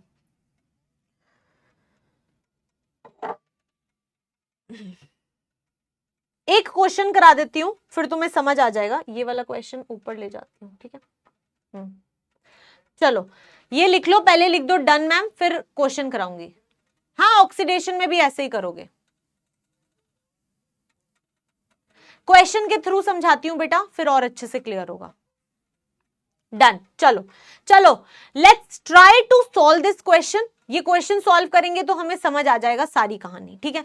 अब देखो, क्वेश्चन कहता है कि कैलकुलेट करो electrode potential for developed when zinc rod is immersed in 0.1 molar solution. अब बेटा आपने जिंक 2+ की कॉन्सेंट्रेशन को चेंज कर दिया है। कितना कर दिया है? 0.1 मोलर कर दिया है, ठीक है। तो अब आप लोग ये वाला क्वेश्चन मैं करा देती हूं, फिर आगे के सारे क्वेश्चन तुम खुद करोगे, ठीक है। यस, एक बार और तुम्हारी चैट को डिसेबल करती हूं ताकि तुम इस क्वेश्चन को समझो कि मैम कैसे कर रही है, ठीक है। देखो, अब मुझे एक चीज तो दिखाई दे रही है कि सिर्फ एक ही हाफ सेल रिएक्शन लिखी हुई है, कंप्लीट सेल रिएक्शन नहीं दी हुई क्वेश्चन में। क्या दिया हुआ है? हाफ सेल रिएक्शन दी हुई है, ठीक है। हाफ सेल रिएक्शन दी है, क्या दिया बेटा? ध्यान से देखो, यहां से यहां जाना है, यानी कि जिंक 2+ से 2 इलेक्ट्रॉन गेन करके जा रहे हैं जिंक सॉलिड में, ठीक है। ये है आपका एक्वस, ठीक है, कोई दिक्कत नहीं है। यस, तो मैम हमें हाफ सेल रिएक्शन पे क्या लगाना है? हाफ सेल रिएक्शन पे ये नर्स्ट इक्वेशन लगानी है, तो लगा दो। E ऑफ यहां पे रिडक्शन पोटेंशियल लिखो, E of reduction potential will be equal to E not of reduction potential minus 0.059 upon n log Q, ठीक है। अब मुझे एक बात बताओ, यहां पे आपके N की वैल्यू कितनी होगी? मैम क्योंकि 2 इलेक्ट्रॉन गेन हो रहे हैं तो N की वैल्यू होगी 2, N की वैल्यू होगी 2, ठीक है। हाँ, Q की वैल्यू कितनी होगी? मैम प्रोडक्ट में सिर्फ सॉलिड है, सॉलिड को तो हम लेते ही नहीं तो 1 आ जाएगा। रिएक्टेंट्स में जिंक 2+ है तो मैम जिंक 2+ की कॉन्सेंट्रेशन को लेंगे। कोई दिक्कत नहीं है? नहीं है, परफेक्ट है। बेटा ई नॉट ऑफ रिडक्शन पोटेंशियल क्या है? Ma'am E not of reduction potential का मतलब यहां पे ये है that E not of zinc 2+ से जिंक, है ना। और ये वैल्यू आपको क्वेश्चन में दी हुई है कितनी? -0.74। तो ये वैल्यू -0.74 दी हुई है। बस सारी की सारी वैल्यूज को इसमें पुट कर दो तो क्या आ जाएगा? E of reduction potential will be equal to -0.74, -0.74 minus. अब पता है क्या होता है, कैलकुलेशन को थोड़ा सा आसान करने के लिए करते क्या है, कैलकुलेशन को थोड़ा सा आसान करने के लिए ना 0.059 को अप्रोक्सीमेटली 0.06 भी बहुत सारी जगहों पे ले लेते हैं, ठीक है। तो मैं ये यूज कर रही हूं, इसीलिए यूजिंग 0.059 नियरली इक्वल टू 0.06, बस कैलकुलेशन आसान करने के लिए। तो क्या कह दूंगी? 0.06 अपॉन n की वैल्यू है 2 लॉग Q कितना है? 1 अपॉन, बेटा जिंक 2+ की कॉन्सेंट्रेशन आपको क्वेश्चन में कितनी दी हुई है? 0.1, तो यहां पे लिख दो 0.1। अब सिर्फ सॉल्व करना है, सॉल्व करना आना चाहिए, ठीक है। क्या हो जाएगा? -0.74 -0.03 लॉग 10, जब डेसिमल पॉइंट हटता है तो यहां 10 लग जाता है, ठीक है। और log 10 जो होता है वो हमेशा 1 के बराबर होता है। log 10 की वैल्यू 1 होती है। अगर आपको ये नहीं पता है तो आपको थोड़ा सा अपना मैथ्स रिवाइज करना पड़ेगा। log 10 इज इक्वल टू 1, ठीक है। तो यानी कि मैम यहां से जो आंसर आएगा वो क्या आ जाएगा? -0.74 -0.03 इंटू 1, ठीक है। तो -0.7 और ये हो जाएगा 7 वोल्ट, ठीक है। तो जो आंसर आया वो क्या आ गया? -0.77 वोल्ट, ठीक है। क्या आंसर आ रहा है? -0.77 वोल्ट। एक बार फिर से आपको बता देती हूं, जिसको नहीं समझ आया फिर से सुन लो, जिसको समझ आ गया बहुत बढ़िया। हमें रिएक्शन बता, हमें रिडक्शन पोटेंशियल निकालना था, हमें यही बोला था कैलकुलेट द इलेक्ट्रोड पोटेंशियल, ठीक है। ये रिएक्शन मुझे पता है जिंक 2+ से जिंक जा रही है तो मैंने इस रिएक्शन को ओपन करके लिख दिया। फिर मैंने इसके ऊपर नर्स्ट इक्वेशन लगाई तो E of reduction potential will be equal to E not of reduction potential -0.059 upon n log Q। n की वैल्यू होगी 2 क्योंकि 2 इलेक्ट्रॉन एक्सचेंज हो रहे हैं। Q की वैल्यू होगी, सॉलिड है प्रोडक्ट में, तो 1 अपॉन जिंक 2+ की कॉन्सेंट्रेशन। जिंक 2+ की कॉन्सेंट्रेशन क्वेश्चन में दी हुई है 0.1, तो वो हमने पुट कर दी यहां पे। E not of zinc 2+ to zinc आपको क्वेश्चन में डायरेक्टली दिया हुआ है, क्योंकि ये हाफ सेल था इसलिए डायरेक्टली दिया हुआ था -0.74, तो -0.74 पुट कर दिया। ये यहाँ पे डेसिमल से तुम कंफ्यूज ना हो जाना, 0.74 है। -0. मैंने ना बस कैलकुलेशन आसान करने के लिए 0.059 को 0.06 के इक्वल ले लिया, ठीक है। -0.06 अपॉन 2 लॉग, सॉल्व करा, पूरा का पूरा आंसर आ गया -0.77 वोल्ट। आई होप आपको यहां तक सारी बातें क्लियर हैं। ये लिखना है आपको ताकि आपको समझ आए कि नर्स्ट इक्वेशन कैसे अप्लाई होती है। बस आज सिर्फ यही करना है, आज पूरी क्लास में बस इतना ही कराऊंगी, ठीक है। यस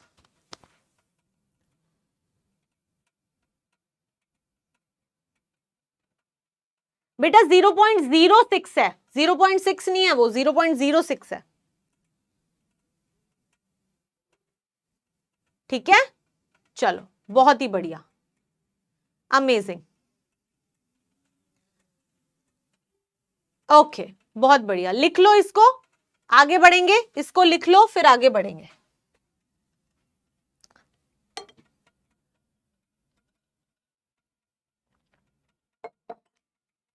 डायग्राम ड्रॉ करने की जरूरत नहीं है, मत ड्रॉ करो डायग्राम। ओके चलो बच्चे, अब जो जो चीजें मैंने तुम्हें बताई हैं, डन है, क्लियर है, लिख लिया? यस। चलो, अब जो जो चीजें मैंने तुम्हें बताई हैं वो सारी यहां पे लिखी हुई हैं, वो सारी यहां पे लिखी हुई हैं, ठीक है? तो इसको देख लो। टू कैलकुलेट क्यू, क्यू यानी कि आपका reaction quotient, pure solid and pure liquid can be ignored, तो आप प्योर सॉलिड और प्योर लिक्विड को इग्नोर करते हो। And the concentration of ions raised to the power of the stoichiometric coefficient must be in molarity, हमेशा molarity में होता है, ठीक है? Yes. In the expression of Q, the pressure of the gases are in atmosphere. तो जब भी आप प्रेशर लेते हो तो वो बेटा हमेशा एटमॉस्फेयर में लेना है। But the concentration of the ions are in molarity, ठीक है? ये कुछ कुछ छोटी छोटी चीजें आपको बताई हुई हैं, ये आप इसको समझ लो, ठीक है? मैं तब तक तुम्हारे डाउट्स देख लेती हूँ, अगर किसी के कोई डाउट्स है तो। मैम नेट सेल रिएक्शन समझ नहीं आया। आशुतोष बच्चे, इसका मतलब है आपने पहली 4 क्लासेस नहीं लगाई हैं, क्योंकि नेट सेल रिएक्शन हम पिछली 4 क्लासेस से कैलकुलेट करते आ रहे हैं, ठीक है? यस। मैम समझ नहीं आया, प्लीज एक बार और समझा दो। अंशुल बेटा रिवाइंड कर लो और फिर से देख लो कि मैंने क्या बोला, ठीक है? मेरा कमेंट आज पढ़, ठीक है? उसके बाद में मैम स्लाइड 7 में लास्ट में नेगेटिव आएगा, क्योंकि वहां हमें ओपी नहीं आरपी चाहिए। कौन से स्लाइड 7 में? रुको बेटा, लेट्स सी स्लाइड 7।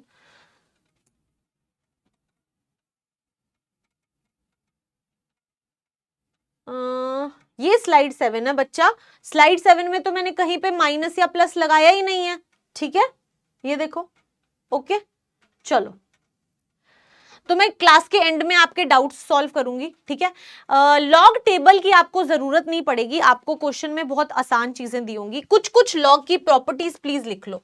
तुम लोगों को अगर नहीं आता है ना तो ये लॉग प्रॉपर्टीज लिख लो, ये बहुत यूज होती हैं। मुझे नहीं पता तुम में से कितने लोगों को लॉग आता है, पर मेरी क्लास में जितना लॉग यूज होगा मैं वो तुम्हें बता देती हूँ, ठीक है? सबसे पहले बेटा लॉग 10 जो होता है वो हमेशा 1 के बराबर होता है। लॉग बेस 10 जो होता है वो 1 के बराबर होता है, ठीक है? कैलकुलेशन आसान करने के लिए तुम ज्यादातर 0.06 ले सकते हो, कोई दिक्कत नहीं है, ठीक है? उसके बाद में log 1 जो होता है वो हमेशा 0 होता है। log 1 जो होता है वो हमेशा 0 होता है, ठीक है? उसके बाद में अगर कभी log a इंटू बी आ जाए, कोई ऐसी प्रॉपर्टी हो, तो आप इसको log a plus log b लिख सकते हो, ठीक है? अगर कभी ऐसा आ जाए log a अपॉन b, तो बेटा ये होता है log a minus log b। इतना लॉग मैं यूज करवाऊंगी आपको, इसलिए मैं आपको बता रही हूं कि भाई इतना लॉग आपको आना चाहिए, ठीक है? इसके अलावा बेटा अगर आपके पास में कोई log a की पावर x है तो आप इसको x log a लिख सकते हो, ठीक है? तो ये जो पावर होती है वो इसके आगे आ जाती है, ठीक है? यस, ये वाली चीजें मैं यूज करवाऊंगी अपनी क्लास में, तो मैं तुम्हें पहले ही बता रही हूँ। बाकी लॉग की वैल्यूज होती हैं, जैसे log 2 जो होता है वो 0.3 होता है, ठीक है? बाकी ऐसे तो वैल्यूज तो आपको ही क्वेश्चन में भी मिल जाती है, तो इतनी टेंशन लेने की बात नहीं है, ठीक है? ओके, चलो लिख लो, फिर आगे बढ़ते हैं। ओके, चलो ये लिख लो, फिर आगे बढ़ेंगे। अब क्वेश्चन भी तो कराने हैं ना तुम्हें बहुत सारे।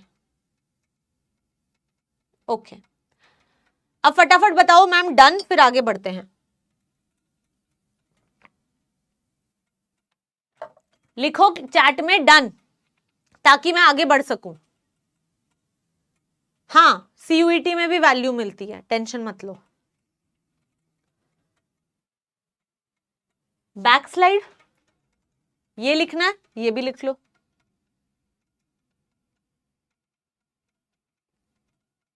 ठीक है, चलो चलो बेटा, अब थोड़ी सी और चीजें पढ़ते हैं। अब थोड़ी सी और चीजें पढ़ते हैं। अब क्या होता है, अब क्या होता है बेटा कि नर्स्ट इक्वेशन अलग अलग कंडीशंस में आप कैसे कैसे यूज करते हो वो बताना है, ठीक है? यस, फिर से पॉज कर लो, फिर से तुम्हारी चैट को थोड़ा सा डिसेबल करके तुम्हें समझाया जाए, क्योंकि तुम शांति से पढ़ते ही तब हो जब तुम्हारी चैट डिसेबल हो जाती है, ठीक है? अब इधर आ जाओ। अब देखो स्टैंडर्ड स्टेट, स्टैंडर्ड स्टेट का मतलब क्या है? कॉन्सेंट्रेशन 1 मोलर ली है, टेम्परेचर 298 केल्विन लिया है और प्रेशर जो है वो 1 एटमॉस्फेयर लिया है या फिर बार लिया है, ज्यादातर एटमॉस्फेयर ही होता है बट फिर भी ठीक है। अगर ये सारी चीजें ली है तुमने तो तुम्हारी स्टैंडर्ड स्टेट है, यानी कि तुम्हारी एसएटीपी कंडीशन है। तो बेटा नर्स्ट इक्वेशन पे क्या फर्क पड़ेगा, ध्यान से देखना। नर्स्ट इक्वेशन होती है E of cell is equal to E not of cell minus 0.059 upon n log Q, है ना। हाँ ये बात पता है, यस मैम। Q जो होता है वो क्या होता है, products upon concentration of products upon concentration of reactants. अब क्योंकि स्टैंडर्ड स्टेट है तो मैम हमने प्रोडक्ट्स की भी कॉन्सेंट्रेशन 1 मोलर ली है, हमने रिएक्टेंट्स की भी कॉन्सेंट्रेशन 1 मोलर ली है, बिल्कुल। यानी कि मैम 1/1 इज इक्वल टू 1, यानी कि बेटा स्टैंडर्ड स्टेट में Q की वैल्यू 1 के बराबर होती है। अब अगर Q 1 है तो मैम हमें पता है दैट log ऑफ 1 तो 0 होता है ना, यानी कि E ऑफ सेल किसके बराबर हो जाएगा, E not of cell minus 0.059 upon n into 0। तो बेटा ये पूरी वैल्यू आपकी 0 हो जाएगी और आपके पास में आ जाएगा कि E ऑफ सेल जो होता है वो actually E not of cell के बराबर ही होता है। तो ये आपके पास में आ गया।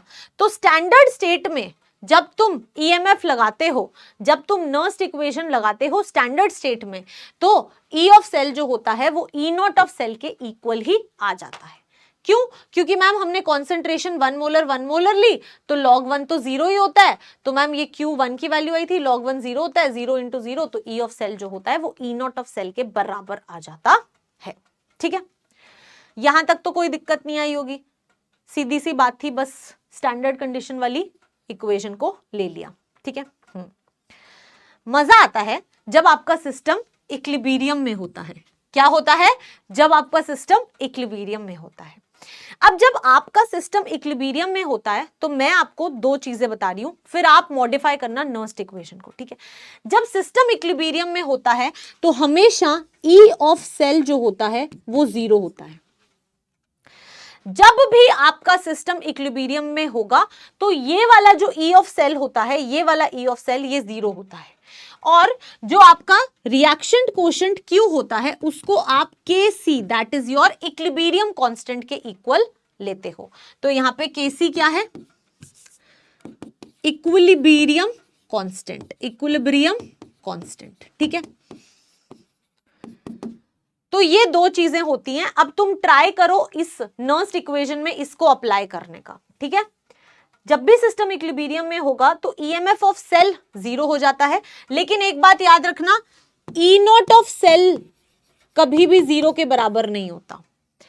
ईएमएफ ऑफ सेल 0 हो जाएगा लेकिन ई नॉट ऑफ सेल कभी 0 नहीं होगा। ठीक है, अब इस सब चीजों को अप्लाई करो नर्स्ट इक्वेशन में और बताओ क्या आएगा। ठीक है, खुद से ट्राई कर लो, खुद से ट्राई कर लो, फिर मैं तो करवाऊंगी ऑब्वियसली। तो मैम अगर हम देखें तो नर्स्ट इक्वेशन क्या होती है? नर्स्ट इक्वेशन होती है कि E of cell is equal to E not of cell minus 0.059 upon n log Q। अब इक्विलिब्रियम पे तो ये सारे फैक्टर्स हो जाते हैं, तो एट इक्विलिब्रियम पे क्या होगा? ये वैल्यू 0 हो जाएगी, ये ई नॉट ऑफ सेल ही रह जाएगा। ठीक है, minus 0.059 upon n log Q की जगह क्या आ जाएगा? Kc आ जाएगा, तो ये वैल्यू आ जाएगी Kc। अब क्या होगा? इस पूरी नेगेटिव वैल्यू को इक्वल टू के इधर ले आओ तो ये पॉजिटिव हो जाएगी, यानी कि यहां से आपके पास एक्सप्रेशन क्या बन गया? E not of cell is equal to 0.059 upon n log Kc। और बेटा इक्विलिब्रियम पे आपके ई नॉट ऑफ सेल का वैल्यू जो होता है वो ऐसे निकाला जा सकता है। ठीक है, यस। तो ये दो चीजें आपको याद रखनी है। अगर कभी इक्विलिब्रियम पे आ जाए तो आपको ई नॉट ऑफ सेल तो निकालना आता ही है, आप उसका इक्विलिब्रियम कांस्टेंट भी निकाल सकते हो। क्वेश्चन कराऊंगी, अच्छे से समझ आएगा, पर ये एक्सप्रेशन कैसे आए ये पता होना चाहिए। रिवाइज करा देती हूं। सिस्टम जब इक्विलिब्रियम पे होता है तो सेल का ईएमएफ जीरो हो जाता है, ठीक है। लेकिन ई नॉट ऑफ सेल कभी भी जीरो नहीं होता है, और जो क्यू होता है उसको इक्विलिब्रियम कांस्टेंट केसी लिखते हैं, ठीक है, एट इक्विलिब्रियम। अब ये आपकी नर्स्ट इक्वेशन थी। एट इक्विलिब्रियम क्या होगा, ई ऑफ सेल जीरो हो जाएगा, ई नॉट तो ई नॉट ही रहेगा क्योंकि वो तो जीरो के बराबर नहीं होता, ये पूरी की पूरी वैल्यू सेम रहेगी, क्यू की जगह पे केसी आ जाएगा। फिर इस पूरे नेगेटिव वाले पार्ट को इक्वल टू के उधर ले जाओ तो क्या बन जाएगा, E not of cell is equal to 0.059 upon N log K C. और ये एक्सप्रेशन आपसे बार बार क्वेश्चंस में पूछा जाता है, तो आपको ये एक्सप्रेशन याद होना चाहिए, ठीक है। आई होप आपको समझ आ गया। अब चार टेबल कर देते हैं, चलो बताओ समझ आया कि नहीं, समझ आया कि नहीं।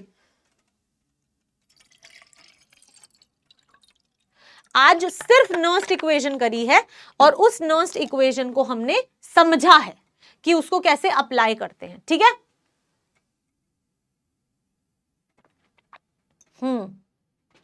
बहुत बढ़िया, डन, यस।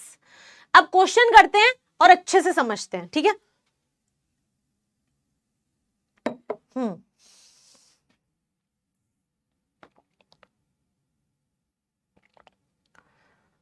ये रहा क्वेश्चन, चलो ये लिख लिया तो ये क्वेश्चन कर दो, ठीक है।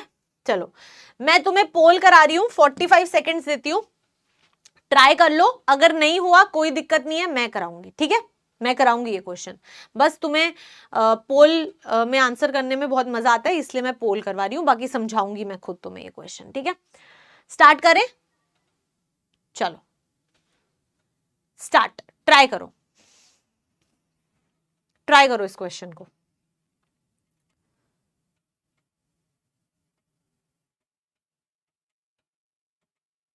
हाँ नितिन, टाइम तो लगता है बेटा, प्रैक्टिस करनी पड़ती है, ये वाला ना थोड़ा सा अंडरस्टैंड करने में टाइम लगता है ये वाले क्वेश्चन को।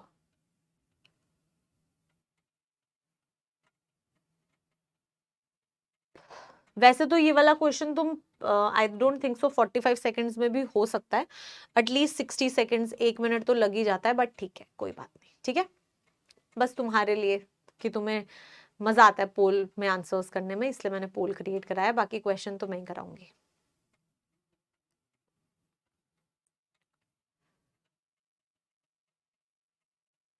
थैंक यू रितु बच्चा, thank you so much.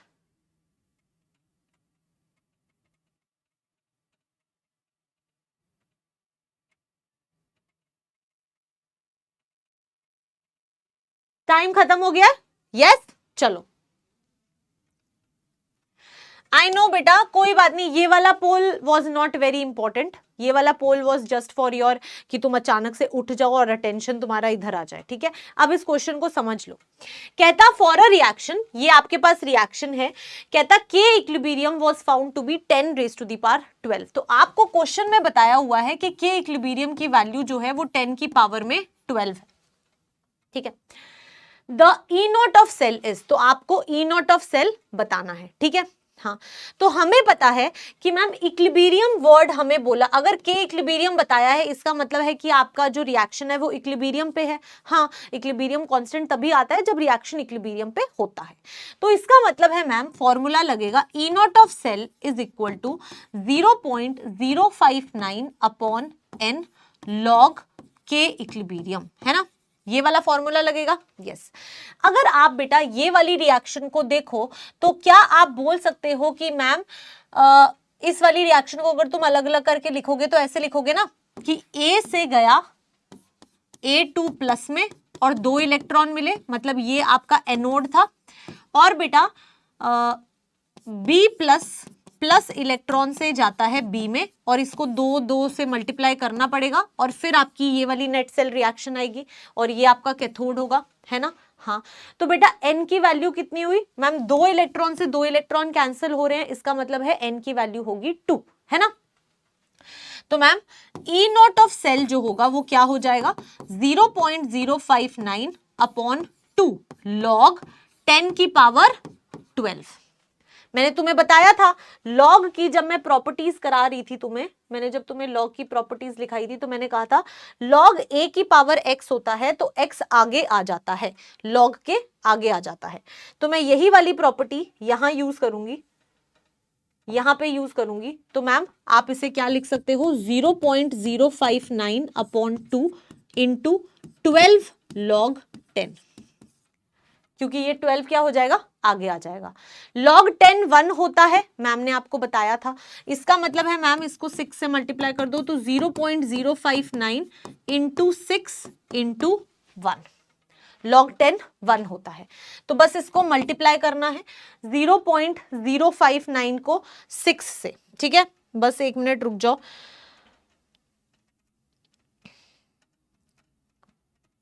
Zero 0.059 को मल्टीप्लाई कर दो 6 से तो 0.354 आंसर आ गया। तो 0.354 वोल्ट जो है वो आपका आंसर आ गया। तो ऑप्शन ए जो है वो आपका करेक्ट आंसर हो जाएगा, ठीक है।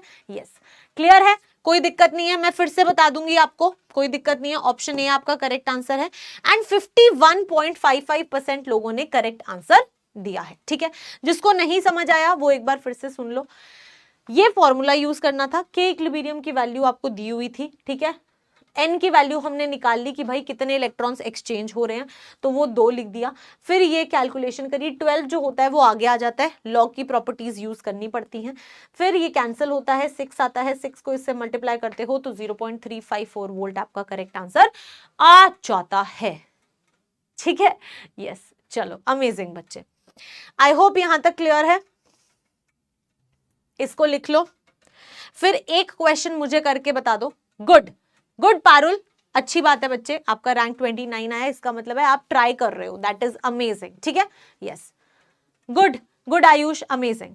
अगर ये आपने सॉल्व कर लिया है बेटा तो ये वाला क्वेश्चन ट्राई करो। अरे कहां गया, अरे कहां गया question,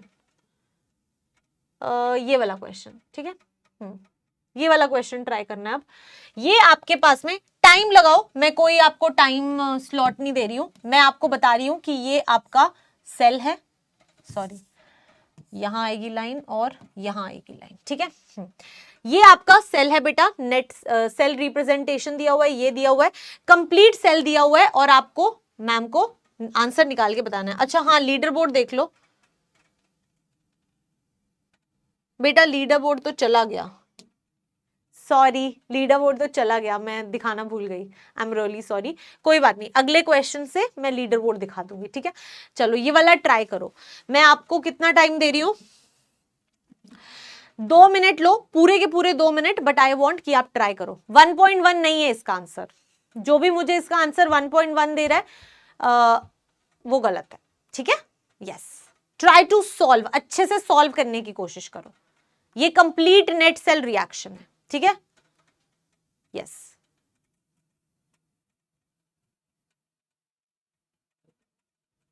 try to solve this question. I am giving you अच्छा खासा time, you have to do this question on your own.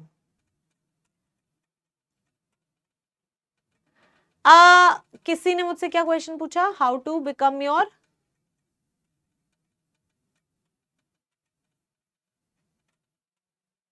Answer तो आ रहे हैं भाई, आंसर तो बहुत सारे आ रहे हैं, है ना।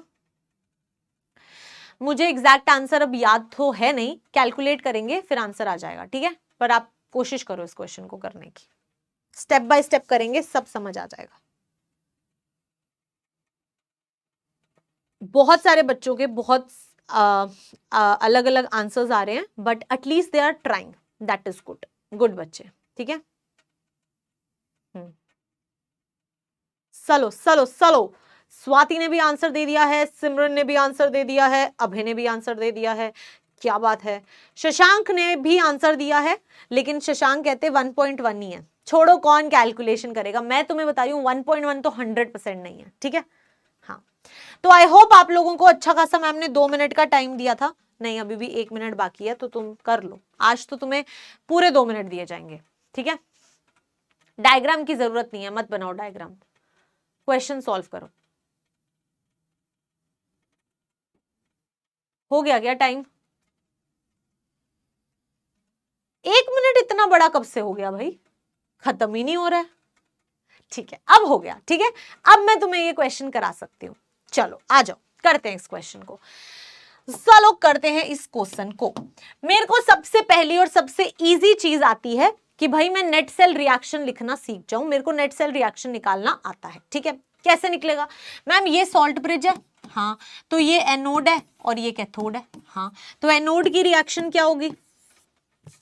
एनोड की रिएक्शन क्या होगी? एनोड पे होता है ऑक्सीडेशन, तो मैम जिंक जो है वो जाएगा जिंक 2 प्लस में, प्लस मैम दे देगा 2 इलेक्ट्रॉन।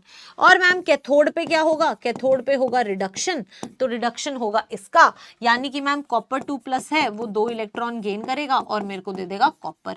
तो मैम हमारी नेट सेल रिएक्शन क्या बन जाएगी? 2 इलेक्ट्रॉन से 2 इलेक्ट्रॉन जाएंगे, zinc plus copper 2 plus will give me copper plus zinc 2 plus. ये मेरी नेट सेल रिएक्शन है, इतना मुझे करना आता है। इसके बाद में मुझे जो कुछ चीजें कैलकुलेट करनी आनी चाहिए वो क्या है? सबसे पहला है एन वैल्यू। एन वैल्यू बेटा बताओ कितनी है? मैम अगर मैं यहां पे देखूं तो एन वैल्यू आ रही है 2, तो एन है 2। क्यों? क्योंकि 2 इलेक्ट्रॉन कैंसिल हो रहे हैं। उसके बाद में कोई मुझे बता देगा कि क्यू की वैल्यू कितनी है? क्यू क्या है? Reaction quotient. Net cell reaction में प्रोडक्ट्स में जिंक 2 प्लस है सिर्फ, आयन, ये तो सॉलिड है, यस मैम, तो क्यू क्या हो जाएगा? जिंक 2 प्लस की concentration divided by copper 2 plus की कॉन्सेंट्रेशन, बाकी तो सॉलिड ही है, यस। तो ये दो चीजें तो हमने निकाल ली। इसके अलावा आपको एक और चीज निकालनी होती है, और वो एक और चीज क्या होती है? E not of cell. वो कैसे आता है? E not reduction potential cathode का minus E not reduction potential anode का, है ना? ये होता है, yes ma'am. Reduction potential of cathode, cathode क्या है? कॉपर वाला है, यानी कि ई नॉट कॉपर 2 प्लस से copper minus E not zinc 2 plus से जिंक। अब देखते हैं बेटा ये वैल्यूज क्या है, क्वेश्चन में दी हुई है क्या? हाँ मैम, लेकिन आपको ना जिंक से जिंक 2 प्लस दिया है, आपको लेना क्या है? ई नॉट जिंक 2 प्लस से जिंक। तो जब आप इसको उल्टा करते हो तो ये वैल्यू भी माइनस में चली जाती है, तो माइनस 0.76 हो जाएगा। ठीक है, यस। और ये तो कॉपर 2 प्लस से ही कॉपर दी है और यही हमें चाहिए थी, हाँ, तो 0.34 यहां लिख दो, 0.34 माइनस जिंक 2 प्लस से जिंक, ये रहा माइनस 0.76, माइनस 0.76। तो ये वैल्यू जो है इसको ऐड करोगे तो 1.1 आएगा, है ना? हाँ, अब लगेगी नर्स्ट इक्वेशन। अब नर्स्ट इक्वेशन लगाएंगे। नर्स्ट इक्वेशन क्या होती है? E of cell is equal to E not of cell minus 0.0। बेटा 59 को राउंड ऑफ करके 6 ले लूं प्लीज, कैलकुलेशन आसान हो जाएगी। हाँ, तो 0.06 अपॉन 2 लॉग क्यू। क्यू क्या है बेटा? जिंक 2 प्लस की कॉन्सेंट्रेशन अपॉन कॉपर 2 प्लस की कॉन्सेंट्रेशन, यही थी क्यू की वैल्यू। हाँ ठीक है, yes. E not of cell क्या है? 1.1, तो मैम ये हो जाएगा 1.1 माइनस 0.03 लॉग। आपको क्वेश्चन में जिंक 2 प्लस की कॉन्सेंट्रेशन दी हुई है 0.1 और कॉपर 2 प्लस की 0.01, पुट कर दो तो ये हो जाएगी 0.1 अपॉन 0.01। ठीक है, अब मैम ये डेसिमल पॉइंट हटेगा, ये चला जाएगा, तो बेसिकली आपका आंसर आएगा 1.1 माइनस 0.03 लॉग 10। लॉग 10 1 होता है, तो 1.1 माइनस 0.03, तो 1.1 में से 0.03 सब्ट्रैक्ट हो जाएगा, तो जो वैल्यू आएगी वो आ जाएगी 1.07 वोल्ट। एक बार चेक कर लो, 1.07 वोल्ट जो है वो आपका आंसर आ जाएगा। ठीक है, यस, परफेक्ट। तो जिनका 1.1 वोल्ट आ रहा था वो जरा चेक कर लें, आपका आंसर 1.07 वोल्ट आएगा। ठीक है, यस, परफेक्ट। इस तरीके से आपको क्वेश्चन को सॉल्व करना है। अगर आपने 0.059 लेके करा है तो भी कोई बात नहीं बेटा, आसपास इसके आएगा। ठीक है, मेन ये चीज है जो आपको ध्यान रखनी है, कैसे इस क्वेश्चन को करना है। अगर आप लिखना चाहते हैं तो सारी चीजें लिख लो।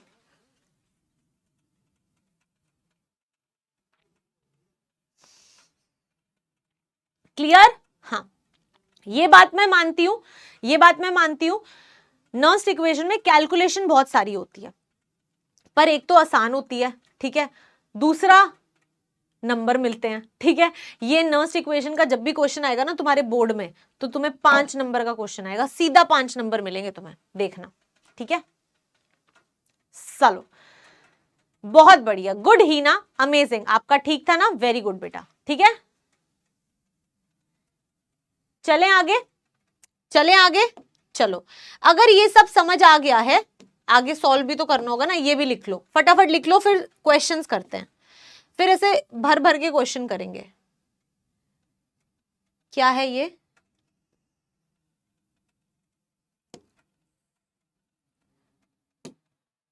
अगर ये कर लिया तो अब पोल क्रिएट कर रही हूं मैं, लेट्स मूव फॉरवर्ड। चलो, नाउ वील डू पोल, ठीक है। टाइम दूंगी तुम्हें अच्छा खासा, ऐसे करती हूँ 60 सेकंड्स देती हूँ, पर ट्राई करना इस क्वेश्चन को, ठीक है। जब तुम्हारी स्क्रीन पे आ जाएगा फिर ही मैं आगे पोल स्टार्ट करूंगी, ठीक है। चलो, आई होप आ गया है तुम्हारी स्क्रीन पे क्वेश्चन, आ गया है क्वेश्चन। अब मैं स्टार्ट कर रही हूँ, इस बार पक्का लीडर बोर्ड दिखाऊंगी, पक्का प्रॉमिस, ठीक है। चलो, ट्राई करो इस क्वेश्चन को, ट्राई दिस क्वेश्चन बच्चा।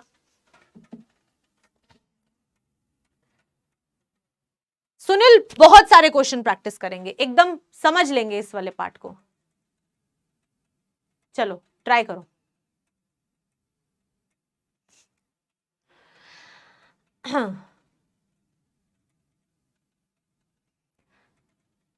जिसको भूख लगी है वो खाना खाने चले जाए और आधे घंटे बाद आके बाकी का लेक्चर देख ले, ऐसा भी कर सकते हो, आपकी मर्जी है, अगर बिल्कुल भूख बर्दाश्त नहीं हो रही है तो, ठीक है। कोई कहता है टाइम कम करिए, कोई कहता है टाइम बढ़ाइए, क्या करे इंसान, बताओ। आंसर तो तुमने अभी भी सही नहीं बताया ना, ये तो गलत बात है यार, नॉट राइट, नॉट राइट।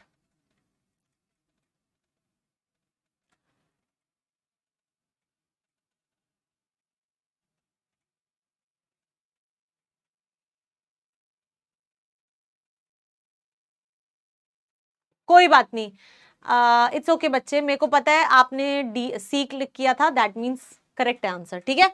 तो टाइम हो गया खत्म, आ जाओ, आ जाओ, डिस्कस करते हैं। कहता कि फॉर द सेल रिएक्शन, अब बेटा तुम्हें ना फटाफट रिएक्शन लिखनी आ जानी चाहिए। ये है तुम्हारा सॉल्ट बेच, ये है तुम्हारा एनोड और ये है तुम्हारा कैथोड, ठीक है। एनोड पे होता है ऑक्सीडेशन, आज मैं तुम्हें एकदम से रिएक्शन लिखना सिखाऊंगी। एनोड पे होता है ऑक्सीडेशन, तो यानी कि जिंक से जाएगा जिंक 2+, ठीक है, ये तो मुझे पता है। हाँ मैम, फिर कैथोड पे होता है रिडक्शन, तो रिडक्शन होगा तो बेटा इधर होगा तुम्हारा कॉपर 2+ और इधर होगा तुम्हारा कॉपर, ठीक है। तो ऐसे भी लिख सकते हो, तुम्हारी मर्जी है, जैसे तुम्हें रिएक्शन लिखने का मन करे। मैम यहाँ पे N होता है 2, कब से कर रहे हैं, Q की वैल्यू हो जाएगी जिंक 2+ से जिंक कॉपर 2+, ठीक है, ये हो जाएगी हमारी Q की वैल्यू। तो मैम E ऑफ सेल जो होगा वो E not of cell -0.059 upon N log Q होगा, यानी कि जिंक 2+ अपॉन कॉपर 2+ होगा, है ना, यस। और मैम इसकी वैल्यू है 2। यहां तक तो हमने सबने कर लिया, यहां तक तो किसी को कोई दिक्कत नहीं आई होगी। अब वो कहता कि बताओ कि ईएमएफ पे क्या फर्क पड़ेगा अगर जिंक 2+ और कॉपर 2+ दोनों की कॉन्सेंट्रेशन को डबल कर दो। अब अगर तुम दोनों की कॉन्सेंट्रेशन को मान लो डबल करोगे तो इसको भी 2 से मल्टीप्लाई करोगे, इसको भी 2 से मल्टीप्लाई करोगे। हाँ मैम, तो बेटा ये आपस में तो एक दूसरे को कैंसिल ही कर देंगे ना। हाँ, तो ओवरऑल तो एक्सप्रेशन सेम ही रहा, हाँ कुछ चेंज ही नहीं आया। यस, तो बेटा आपका ईएमएफ ऑफ सेल क्या होगा, सेम ही रहेगा, क्योंकि दोनों में सेम चेंज कर दिया, कैंसिल आउट ही हो गया। यस मैम, तो रिमेन्स सेम, ऑप्शन सी जो है वो आपका करेक्ट आंसर हो जाएगा। और मैं देख रही हूं बहुत सारे बच्चों ने ऑप्शन बी दिया था, पता नहीं क्यों, ठीक है। यस, तो लेट्स सी ऑप्शन कौन सा सही है, सी। तो 25.25% लोगों ने ऑप्शन सी जो है वो मुझे आंसर दिया है। Let's see the leader board. Ashika ने हमें फास्टेस्ट आंसर दिया है, देन साहिल ने दिया है, देन चंदन ने दिया है, शेरिल एंड अंशुल मानेकर ने हमें करेक्ट आंसर दिया है। Good, okay, yes. चलो अब बेटा इसके बाद होता क्या है कि ऐसे ना बहुत सारे सवाल तुम्हें तुम्हारी डीपीपी में भी मिलेंगे, ठीक है। अब तुम खुद मुझे बताना, मैं तुम्हें नर्स्ट इक्वेशन लिख के दे रही हूं, हम इसके बारे में डिस्कशन करते हैं, ठीक है। हमें पता है कि नर्स्ट इक्वेशन के हिसाब से ई ऑफ सेल जो होता है वो E not of cell minus 0.059 upon N log ऐसे लिख देती हूं प्रोडक्ट्स अपॉन रिएक्टेंट्स होता है, ठीक है।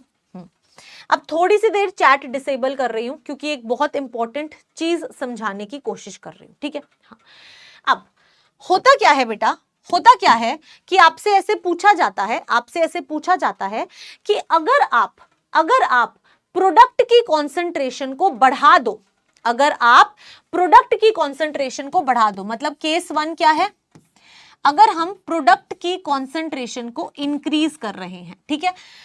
अगर आप प्रोडक्ट की कॉन्सेंट्रेशन को बढ़ाते हो तो आप खुद सोच के बताओ कि ईएमएफ ऑफ सेल पे क्या फर्क पड़ेगा, सेल के ईएमएफ पे क्या फर्क पड़ेगा, खुद सोचो।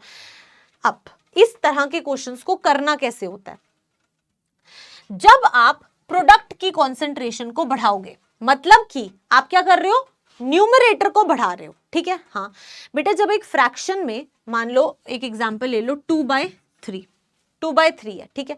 अगर आप न्यूमरेटर को बढ़ा देते हो, मान ले मैंने इसको 3 कर दिया, तो 3/3 तो 1 के बराबर हो गया, मतलब वैल्यू बढ़ गई। तो जब भी आप कोई न्यूमरेटर को बढ़ाते हो तो मैम पूरी की पूरी फ्रैक्शन की वैल्यू बढ़ जाती है ना। हाँ, तो अगर ये वैल्यू बढ़ेगी बेटा तो ये पूरी वैल्यू भी आपकी बढ़ जाएगी। बात मानते हो कि नहीं, बात मानते हो कि नहीं। अगर आप न्यूमरेटर बढ़ाते हो तो ये पूरी की पूरी वैल्यू बढ़ जाती है। अगर आप डिनोमिनेटर को घटाते हो, अगर आप डिनोमिनेटर को कम करते हो तो भी आपके इस पूरे की वैल्यू बढ़ जाती है और ये पूरी वैल्यू आपकी बढ़ जाती है, ठीक है। तो दो केसेस हैं, आइदर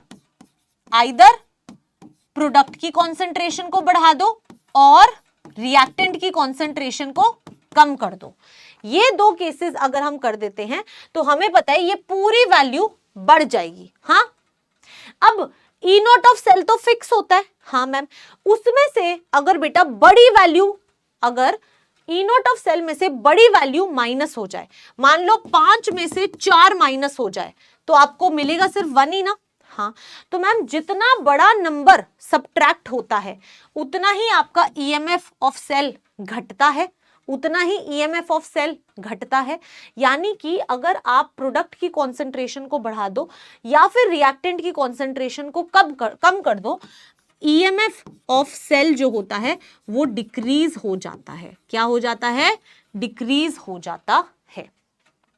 समझ आया, समझ आया। चाहे आप न्यूमरेटर को बढ़ा दो, चाहे आप प्रोडक्ट को बढ़ा दो, चाहे आप रिएक्टेंट को कम कर दो, दोनों केसेस में ही ये पूरी फ्रैक्शन बढ़ जाती है। अगर फ्रैक्शन बढ़ती है तो ये पूरा का पूरा वैल्यू बढ़ जाता है। अब ई नॉट ऑफ सेल में से एक बड़ा नंबर सबट्रैक्ट हो जाएगा जिसकी वजह से सेल का ईएमएफ कम हो जाएगा, ठीक है। सिमिलरली बेटा केस 2 क्या होता है, केस 2 क्या होगा, अगर हम उल्टा करेंगे, अब आइदर हम प्रोडक्ट की कॉन्सेंट्रेशन को कम कर दें या फिर रिएक्टेंट की कॉन्सेंट्रेशन को बढ़ा दें। अब इसका उल्टा करेंगे, ठीक है।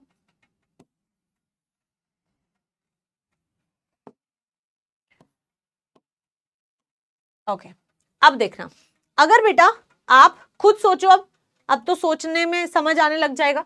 अगर आपने इसको कम कर दिया, न्यूमरेटर को कम कर दिया, ठीक है, जैसे कि 2/3, अब उसको 1/3 कर दिया, तो आपको पता है ना ये वाली वैल्यू ज्यादा बड़ी होती है। हाँ, तो जब आप न्यूमरेटर को कम करते हो या फिर आप डिनोमिनेटर को बढ़ा देते हो तो बेटा इस पूरी फ्रैक्शन की वैल्यू कम हो जाती है। हाँ, तो अगर इसकी वैल्यू कम होगी तो ये पूरे वाले पार्ट की वैल्यू कम हो जाएगी। Yes ma'am. अब एक ई नॉट ऑफ सेल में से कम वैल्यू सबट्रैक्ट होगी, अगर कम वैल्यू सबट्रैक्ट होगी तो आपका सेल का ईएमएफ बढ़ जाएगा, तो आपके सेल का ईएमएफ बढ़ जाएगा, ठीक है। तो हम क्या कहते हैं, cell EMF, E not of cell, E of cell increases, ठीक है। तो ये आपको समझ आना चाहिए कि आप कैसे ये फाइंड आउट कर सकते हो, ठीक है। आई होप यहां तक क्लियर है, कोई डाउट नहीं है, ये गलती मत करना, ठीक है। चलो चैट टेबल कर रही हूं। अब मुझे बता दो अगर किसी को कोई भी डाउट है तो, क्योंकि ऐसे क्वेश्चंस आएंगे और आपको समझ आने चाहिए। जल्दी जल्दी बताओ।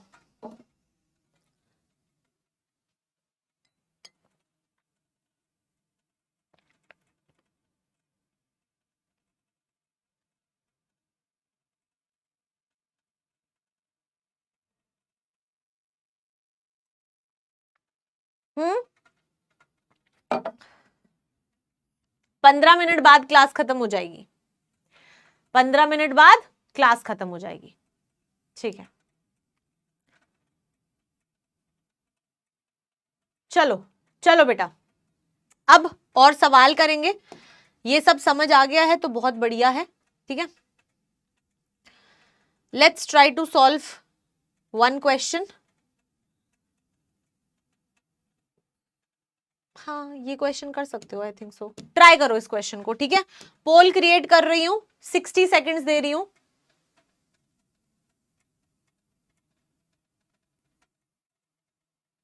नहीं 60 नहीं, 45 सेकेंड्स में कर सकते हो। स्क्रीन पे आने दो सवाल।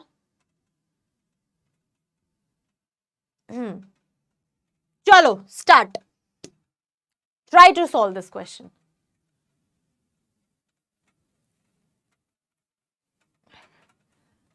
बच्चे यही थोड़ी सी प्रॉब्लम है कि जो यहां से आप तक क्लास जाती है ना, उसमें 5-10 सेकेंड का फर्क होता है, जिसकी वजह से बहुत प्रॉब्लम हो जाती है, ठीक है। कोई बात नहीं, इट्स ओके। ओके यस, आज शायरी नहीं है मेरे पास। रोज शायरी कहां से लाऊं मैं? या तो तुम लोग मुझे भेजा करो कि मैम ये वाली शायरी बोल दो, फिर मैं बोल दूंगी, ठीक है। मुझे ऐसे शायरी नहीं आती है ना बच्चे। मैंने इतनी मुश्किल से कल तुम्हारे लिए इतनी खतरनाक शायरी ढूंढी थी। बड़ी मेहनत लगती है उसमें, पढ़ाने से ज्यादा मेहनत है भाई शायरी ढूंढने में, ठीक है। यस, तो आई होप आप लोगों ने सॉल्व कर लिया होगा अब तक।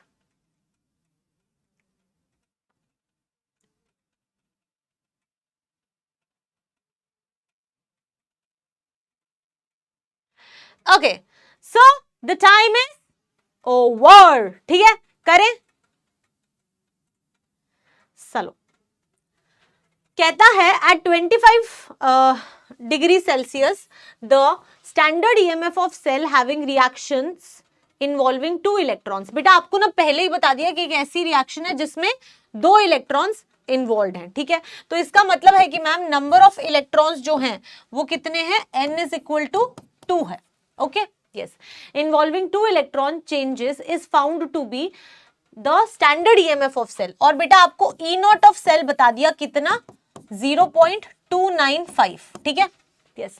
आपको बताना है कि equilibrium constant of the reaction is, equilibrium constant आपको रिएक्शन का बताना है, ठीक है यस। तो हमें फॉर्मूला पता है इक्विलिब्रियम कांस्टेंट वाला, this is equal to 0.059 upon 2 log के इक्विलिब्रियम, ठीक है। और ये वैल्यू आपको 0.295 दी हुई है, ये वैल्यू आ जाएगी 0.0295, ठीक है, लॉग के इक्विलिब्रियम, ठीक है। के इक्विलिब्रियम हमें निकालना है। जब ये 0.295 को डिवाइड करोगे 0.20295 से, तो आपको लॉग के इक्विलिब्रियम मिल जाएगा। ये बेटा कैंसिल होगा तो आपके पास 10 आएगा। तो 10 इज इक्वल टू लॉग के इक्विलिब्रियम होता है। अब यहां से थोड़ी सी अगेन एक लॉग की प्रॉपर्टी होती है। वो लॉग की प्रॉपर्टी कहती है कि जैसे इसके बेस में 10 होता है, तो आप जब के इक्विलिब्रियम निकालते हो तो वो क्या हो जाता है, जो इसका बेस होता है उसकी पावर में ये चला जाता है, यानी कि 10 की पावर 10 हो जाएगा, यानी कि 10 की पावर 10 हो जाएगा। थोड़ी सी मैथ्स थी, आई एम सॉरी बच्चा, जो बायो वाले हैं उनको थोड़ी सी दिक्कत आएगी, बट कोई बात नहीं। ये आपका आंसर होगा 10 की पावर 10, यानी कि ऑप्शन सी जो है वो करेक्ट आंसर होगा। अब जो मैथ्स वाले थे वो उनको फायदा हो गया यहाँ पे, तो ऑप्शन क्या है? सी। पहले देख लेते हैं, फिर मैं आपको ये आइडेंटिटी लिखवा देती हूँ। सो यस, सिर्फ और सिर्फ 14.33% लोग जो हैं वो इस आंसर को सही लिख पाए हैं। ओके सो गुड बच्चे, लेट्स सी। हमारे पास है आर्यन जिसने 2 सेकंड में ये आंसर दिया है। Then we have Malay, then we have Bhupendra, then we have Sanskriti and then we have Zaid. तो गुड बेटा, वेरी गुड, ठीक है। आ जाओ आ जाओ, लेट्स राइट दिस वाला आइडेंटिटी एज वेल। मैं तुम्हें लॉग के जो आइडेंटिटीज लिखवाई थी उसमें ये भी लिखवा देती हूँ। कहाँ गया लॉग वाला पार्ट, ये रहा। यहाँ पे एक और चीज लिख लो, अगर आपके पास में ऐसा कुछ है कि log a, मान लो तुम्हारे पास में है log a की power x is equal to b, log a की power x is equal to b होता है, तो क्या हो जाता है, जो आपका x होता है वो a की पावर b में चला जाता है। ठीक है, ऐसा होता है। ओके, यस, आई होप ऐसे ही कुछ होता है। अगर तुम्हें समझ आ जाए तो बहुत बढ़िया, अगर नहीं समझ आए तो वो वाली आइडेंटिटी में लिख लेना। इसको करेक्ट कर लो, लिख लो जिसको नहीं समझ आया। वही किया कि के इक्विलिब्रियम जो होगा वो जो ये जो बेस होता है उसकी पावर में चला जाता है। ठीक है, यस, ओके। चलो, तो अब क्योंकि तुम बहुत ज्यादा थक गए होगे तो ये तुम्हारे लिए है, ये तुम्हारे लिए है। रब्बा ने तुझको बनाने में कर दी है एक्सेप्शंस की खाली तिजोरियां। ठीक है, so this is NCERT and मैंने गाया बहुत बुरा है, आई एम सॉरी, लेकिन हाँ ये काफी अच्छा लगा था मुझे।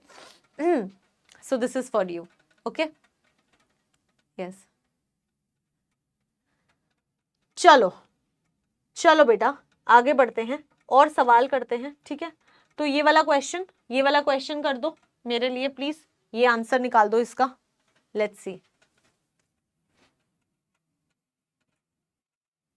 Let's see, try to solve this question. ठीक है, बस ये आखिरी क्वेश्चन है आज की क्लास का, क्योंकि इसके बाद में तो दूसरा टॉपिक शुरू हो जाएगा और वो टॉपिक मैं तुम्हें अभी नहीं करवा सकती हूँ। ठीक है, ऐसे करते हैं, एक काम करते हैं, ये तुम्हें होमवर्क देते हैं, ये तुम्हारा होमवर्क क्वेश्चन बनाते हैं। ठीक है, और जो छोटे छोटे क्वेश्चंस है ना वो वाले कर लेते हैं। ठीक है, एक लास्ट क्वेश्चन, एक आखिरी सवाल, आई एम सॉरी, ये वाला क्वेश्चन ट्राई कर लो। ये बता दो बस, ये पक्का प्रॉमिस, ये आखिरी क्वेश्चन है, वो होमवर्क क्वेश्चन है। ये वाला क्वेश्चन मुझे बता दो पोल में। ठीक है, हालांकि मैंने कराया नहीं है बट मुझे तुम पे पूरा भरोसा है, तुम ये कर सकते हो। तो जैसे ही तुम्हारी स्क्रीन पर आएगा ये क्वेश्चन, मैं पोल क्रिएट कर दूंगी। ठीक है, चलो ठीक है, स्टार्ट करते हैं, स्टार्ट दी पोल। चलो बच्चा ट्राई करो इस क्वेश्चन को। क्वेश्चन कहता है that the nature of curve of E not of cell versus log K C is.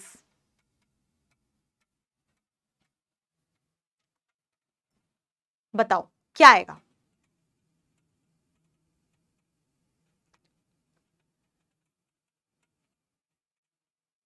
ठीक है, टाइम तो अभी बहुत पड़ा है, डोंट वरी, हालांकि मैं टाइम के आगे खड़ी हो गई हूं।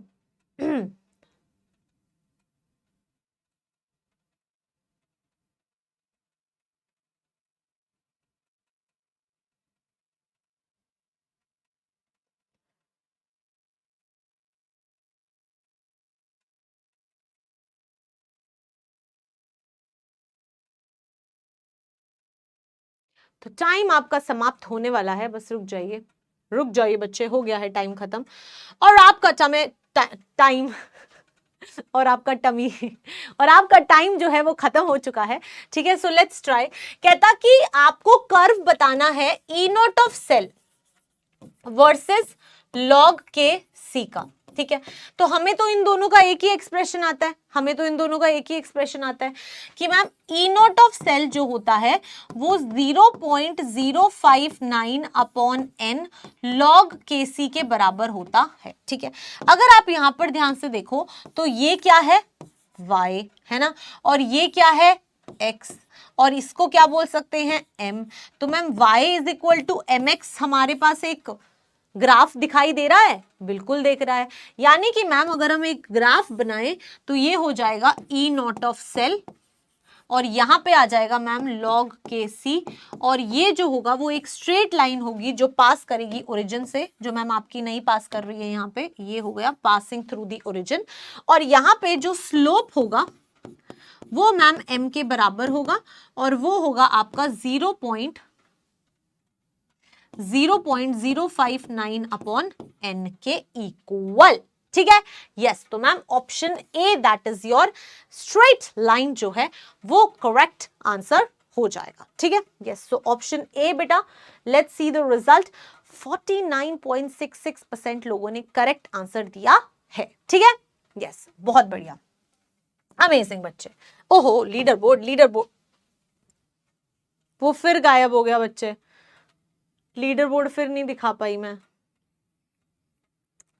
I am sorry. क्लास की एंड में मैं तुम्हें लीडर बोर्ड दिखा दूंगी। ठीक है, ओके, यस, अच्छा ठीक है, ओके। चलो ऐसा करते हैं, तुम लोग बहुत थक भी गए होगे और एक नया टॉपिक आज हम शुरू नहीं कर पाएंगे, तो आज के लिए इतना ही।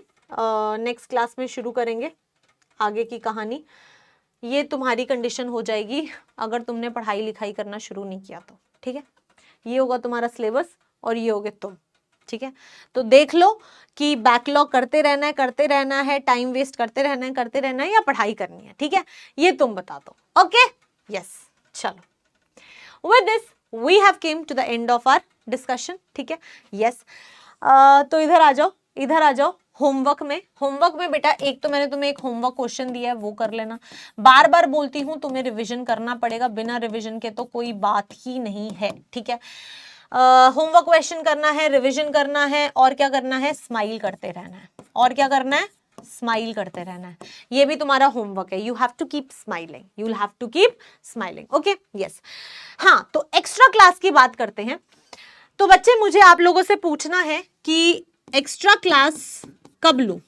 एक्स्ट्रा क्लास क्योंकि आपका संडे को टेस्ट है, ठीक है, तो आप सैटरडे को तो एक्स्ट्रा क्लास नहीं ले सकते, ये बात तो मैं मान रही हूँ, क्योंकि तुम्हें अपने सैटरडे को पढ़ाई करनी पड़ेगी ना, तभी तो संडे को टेस्ट दोगे। तो क्या मैं तुम्हारी एक्स्ट्रा क्लास संडे को 4 PM पे ले लूं? Yes, A option, B option no, और क्या, सी ऑप्शन हमें पढ़ना ही नहीं है,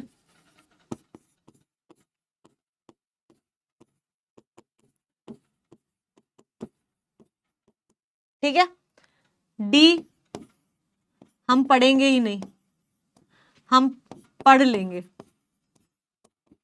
कुछ भी बना दो, चलो डी नहीं है, यही 3 ऑप्शन है। ठीक है, चलो पोल क्रिएट करते हैं 30 सेकंड्स का और तुम मुझे आंसर दो फटाफट। ये क्वेश्चन है, बताओ। देखो, खुद की पढ़ाई लिखाई के बारे में सोच के मुझे जवाब देना। ये बी वाले मैं बता रही हूं, तुम अगर बी ऑप्शन चूज किया ना, मैं बहुत गुस्सा हो जाऊंगी। ठीक है, एक बात बताऊं, अगर मेरे को ए ना 20% से भी ज्यादा मिल गया ना, तो मैं संडे को क्लास लूंगी। वैसे तो मैं संडे को क्लास लूंगी, ये तो बस तुम्हें खुश करने के लिए है, ऐसे ही फालतू में मैंने दिखा दिया कि हाँ तुम्हारा भी कोई से है, तुम्हारा से वे नहीं है कोई, क्लास तो मैं लूंगी। ठीक है, हाँ लीडर बोर्ड दिखाऊंगी ना, रुक जाओ। ठीक है, सो आंसर भी तो बताना पड़ेगा। हाँ, तो इसका करेक्ट आंसर जो है मैं बच्चा पार्टी है ए, इसका जो करेक्ट आंसर है वो ए है। ठीक है, तो अगर आप लोगों ने बी या सी किया है तो वो गलत है। ठीक है, let's see the results. Wow, 67.45% बच्चे, मुझे संडे को क्लास लेने में उनको कोई दिक्कत नहीं है। धन्य कर दिया तुम लोगों ने, मुझे धन्य कर दिया। मैंने तो मतलब तुम लोगों से डरते 20% बताया था और मुझे तो लग रहा था, मेरा दिल धक धक कर रहा था कि 20% भी हो गए कि नहीं हो गए, पर चलो ठीक है, मतलब कुछ तो है, कुछ तो पढ़ने लिखने वाले बच्चे हैं मेरी क्लास में, तो मुझे इस बात की खुशी है। मैं इस क्या कहते हैं इसको, इस मोमेंट में बहुत खुश हूँ। ठीक है, बहुत आभार प्रकट करती हूँ आप लोगों का, ये मेरे जो 67.45% लोग हैं उनका, और ये जो 20% लोग हैं, ये तो तुम तो देखो, तुम्हें तो मैं इतना पढ़ाऊंगी ना, इतना पढ़ाऊंगी कि तुम लोग थक जाओगे पढ़ते पढ़ते। तुम रुको एक बार, ठीक है, यस। उसके बाद में 10% वाले को पढ़ना ही नहीं है, मेरे को बस ये बता दो, ये 1.65 वाले कौन है, ये कौन है? हु आर दिस, ठीक है, यस। तो बिल्कुल बेटा, ठीक है, फिर डन है हमारे एक्स्ट्रा क्लास करके जो भी स्टूडेंट्स हैं बच्चे, तो आंसर जो है वो करेक्ट आ गया है। तो हम ना संडे को क्लास लेंगे आपकी अच्छी एक्स्ट्रा क्लास, जिसमें मैं आपको अच्छे से पढ़ाऊंगी, ठीक है, मैं आपको अच्छे से पढ़ाऊंगी, ठीक है, यस। चलो लीडर्स देख लेते हैं, हमारे लीडर्स देख लेते हैं। थैंक यू पे आ जाते हैं और हमारे लीडर्स देख लेते हैं आज के। हु आर आवर लीडर्स, ये रहे। तो हमारे पास में लीडर्स हैं। Let's see our leaders. Ansh Dogra ने हमें 5 में से 5 आंसर्स करेक्ट दिए हैं। वेरी गुड अंश, आई am very proud of you बच्चे। एंड उसके बाद में अनन्या ने हमें 5 आउट ऑफ 5 आंसर्स दिए हैं। Good Ananya. Then we have Sahil Ojha. Sahil Ojha बहुत डेडिकेटेड स्टूडेंट है, आई फील लाइक, क्योंकि साहिल बहुत बार उनका नाम आता है लीडर बोर्ड में। शेरिल ने भी हमें 4 आउट ऑफ 5 आंसर्स करेक्ट दिए हैं। सो गुड शेरिल, मुझे आपका नाम भी याद हो गया। Shantanu Kumar 4 out of 5। Ansh Tomar 4 out of 5, good बच्चा। शिवालिका गुड बच्चे, very good. Alok Raj, Kuku Aher and Abhishek Layak, very good बेटा। I am very proud of you कि आप लोगों ने इतने अच्छे से आंसर्स दिए हैं, ठीक है, यस। बिल्कुल, अब आप क्लास लीव कर सकते हैं क्योंकि मैम गाना नहीं गा सकती हैं। शायरी मैं बोलूंगी, हाँ चलो ऐसे करते हैं, संडे को तुम्हें शायरी सुनाएंगे। तुम भी क्या याद रखोगे, संडे को तुम्हें शायरी सुनाएंगे, क्योंकि तुमने संडे मैम को दिया है पढ़ाई लिखाई करने के लिए। तो ठीक है, संडे को आपको शायरी सुनाई जाएगी, पक्की गल है, ठीक है, यस, ओके। तो बच्चे, till then keep studying, keep enjoying, ठीक है, all the very best for your test, ठीक है। हम मिलेंगे अब संडे को, okay, bye bye, take care, all the best.